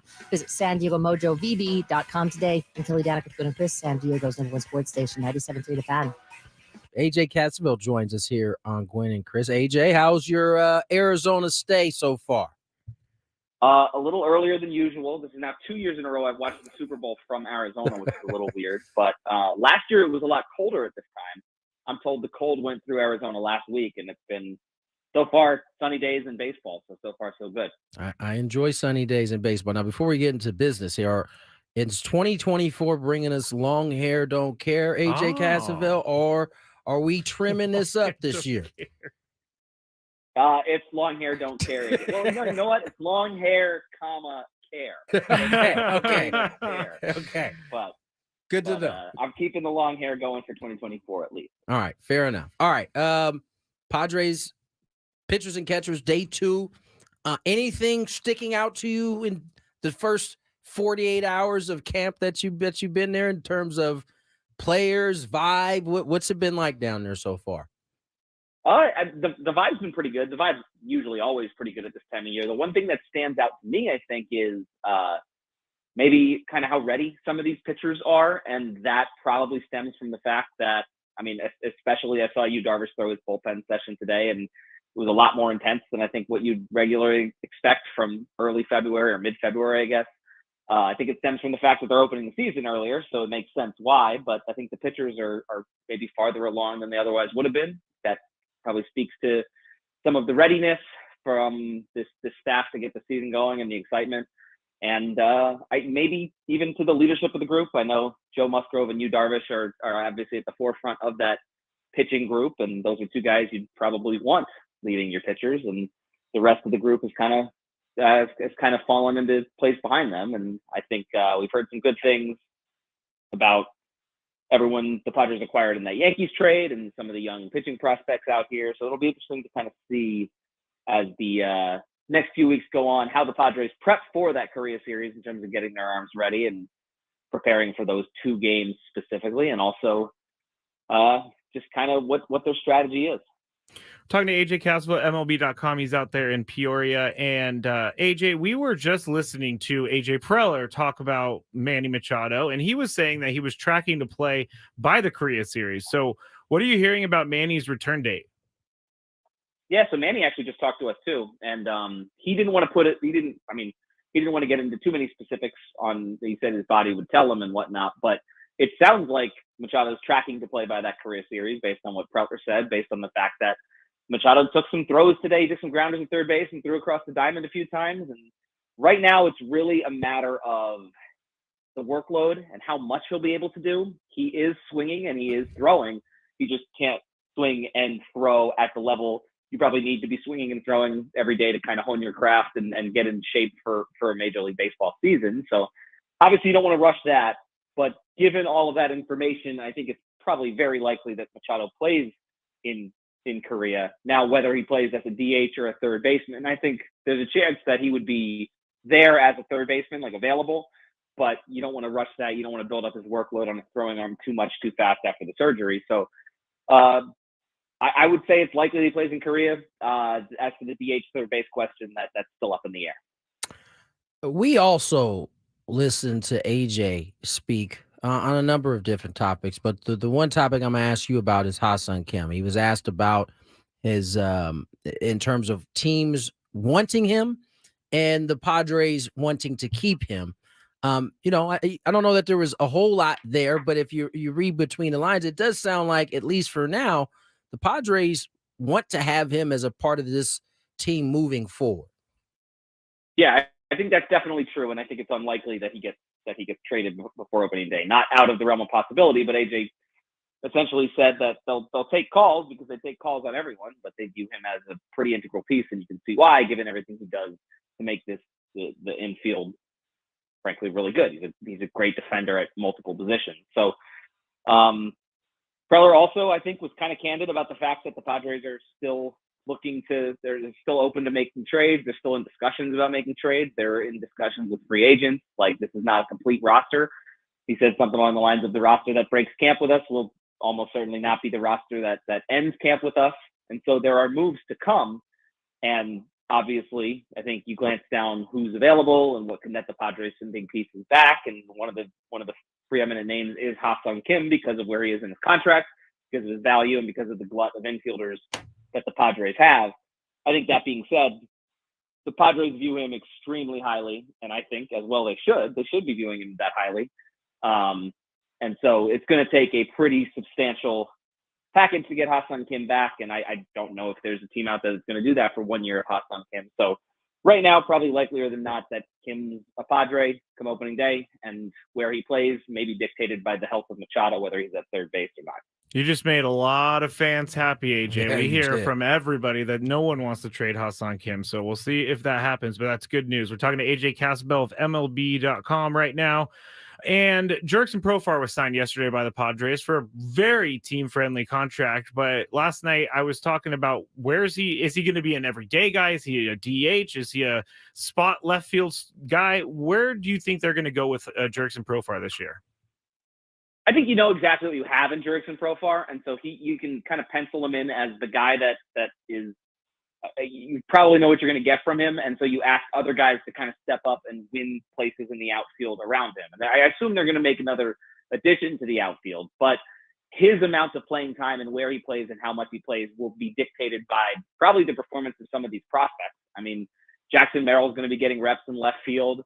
Jacob Marcy, the Arizona Fall League MVP, he'll be in the mix for center field reps and for an outfield spot or a bench spot. Same with Graham Pauley. Like, some of these young prospects, if they can earn the job, and this is one of the things we talked about with AJ Preller today, was how do you kind of view the promotion of these guys, and they have to really step up and take the job. If they can earn the job, I think there's more playing time for them, probably ahead of Jurickson Profar. But you sign a guy like Jurickson Profar to be available if you need him to start in left field, and to be available if you need him to be a bench piece who can play a bunch of different spots behind some of the prospects. So what I think what his signing does more than anything else is give you that flexibility, because you've got a guy that's kind of already entrenched in the clubhouse and who you probably kind of know what you're going to get from him. And then you've established the baseline, and now you can kind of ask your prospects to say, hey, go win a job, go earn a spot, go earn that playing time. AJ Cassavell joins us here on Gwynn and Chris, 249 on the dial. And AJ, I think, we heard Joe Musgrove talk a little bit about the team needing to establish an identity. Typically, when we think of leadership on this ball club, we think of Yu Darvish, Joe Musgrove, Manny Machado. But I'm curious to get your thought, because in what is actually year 5 of his playing career, because remember, he missed 2022. Fernando Tatis Jr. has always been looked at as kind of the guy who brings the energy. He's kind of the lifeblood of the team. But at the young age of 25 now, it seems like this is kind of his territory to kind of maybe step into and be one of those leaders moving into this year. Yeah, and I think there can be different kinds of leadership. And so if you get a guy like Fernando Tatis Jr. who brings that energy and that joy, and kind of also that, like, I mean, he's had some big hits during his Padres tenure, and if he's kind of thriving in those big moments, he's kind of said he's put the team on his back and said, hey, I'll carry it to where we're trying to get to in some big spots in the 2020 playoffs and some big regular season games down the stretch in 2022 or in 2023.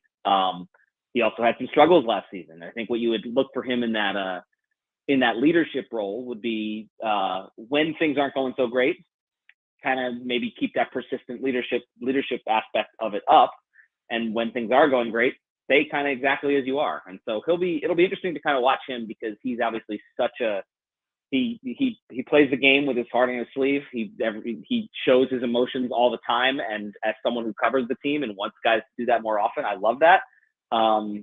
But he's also showed a pretty great deal of maturity just in the last year in terms of his preparation and readying himself and learning to kind of switch positions and being out there every single day, which is obviously a thing that you want your leaders to be available and to kind of lead by example from on the field. And so he was that guy last season. So I think, like you said, it'll be interesting to see how this season he takes that step, because he's one of the longest tenured Padres at this point. Talking to AJ Cassavell, MLB.com. Thank you for joining us from Peoria, AJ. This is the last one for me, but Michael King, I've been talking about how all the fans are very excited to see what he can do. What are the early thoughts on Michael King? I've heard nothing but great things about Michael King, and we talked to him the other day. He's a very cerebral person and pitcher, and he thinks the game very intensely. And I think you look at the way his stuff played down the stretch last year in the rotation, and the fact that he has different pitches, different fastballs, different versions of kind of how he can get hitters out. I talked to Kyle Higashioka about it yesterday. Like, he kind of has everything you'd want out of a starter.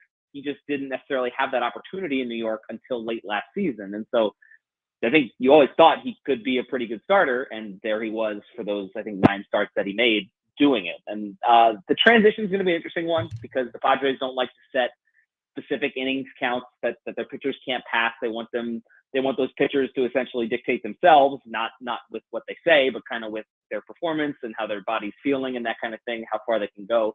He's only ever thrown 105 innings, I think is the most he's thrown in the big leagues. So it'll be interesting to see how they monitor those innings going forward. But his stuff is nasty, and he has the making of a middle of the rotation, if not sliding toward the front of the rotation type starting pitcher. And he's going to be given that chance. And everything we've heard says that he could be that guy. I think the Padres are really relying on him to be that guy, because right now, the way the rotation shapes up, there's question marks behind him. But if they can have that top 3 solidified, that'll go a long way to ensuring that whoever rotates in those last two or three spots, I mean, the Padres will have that solid foundation in place. No question about it. AJ, first of many conversations in 2024, my man. Appreciate you coming on, spending some time with us. Yeah, looking forward to it. Thanks for having me, guys. AJ Cassavell, always fun to catch up with. That's going to do it for our show tonight. Back at it again tomorrow. The group will be together for at least half of the show. Yeah. And what do we got tomorrow? Oh, Sports Court. Yes. I got a good one, too. When are we changing it from Sports Court to just Court? Well, tomorrow. Tomorrow's the first official day. Because I got a really good one. All right. Well, stay tuned. We'll be back at it again tomorrow, 2 to 6. You guys be safe. Skraby Show up next. Skraby Show. Skraby Chronicles up next.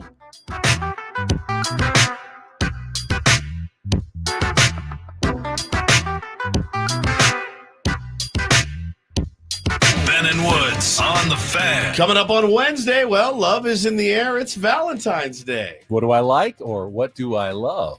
Oh, no, I like it creamy. Listen to Ben and Woods weekdays from 6 to 10 on 97.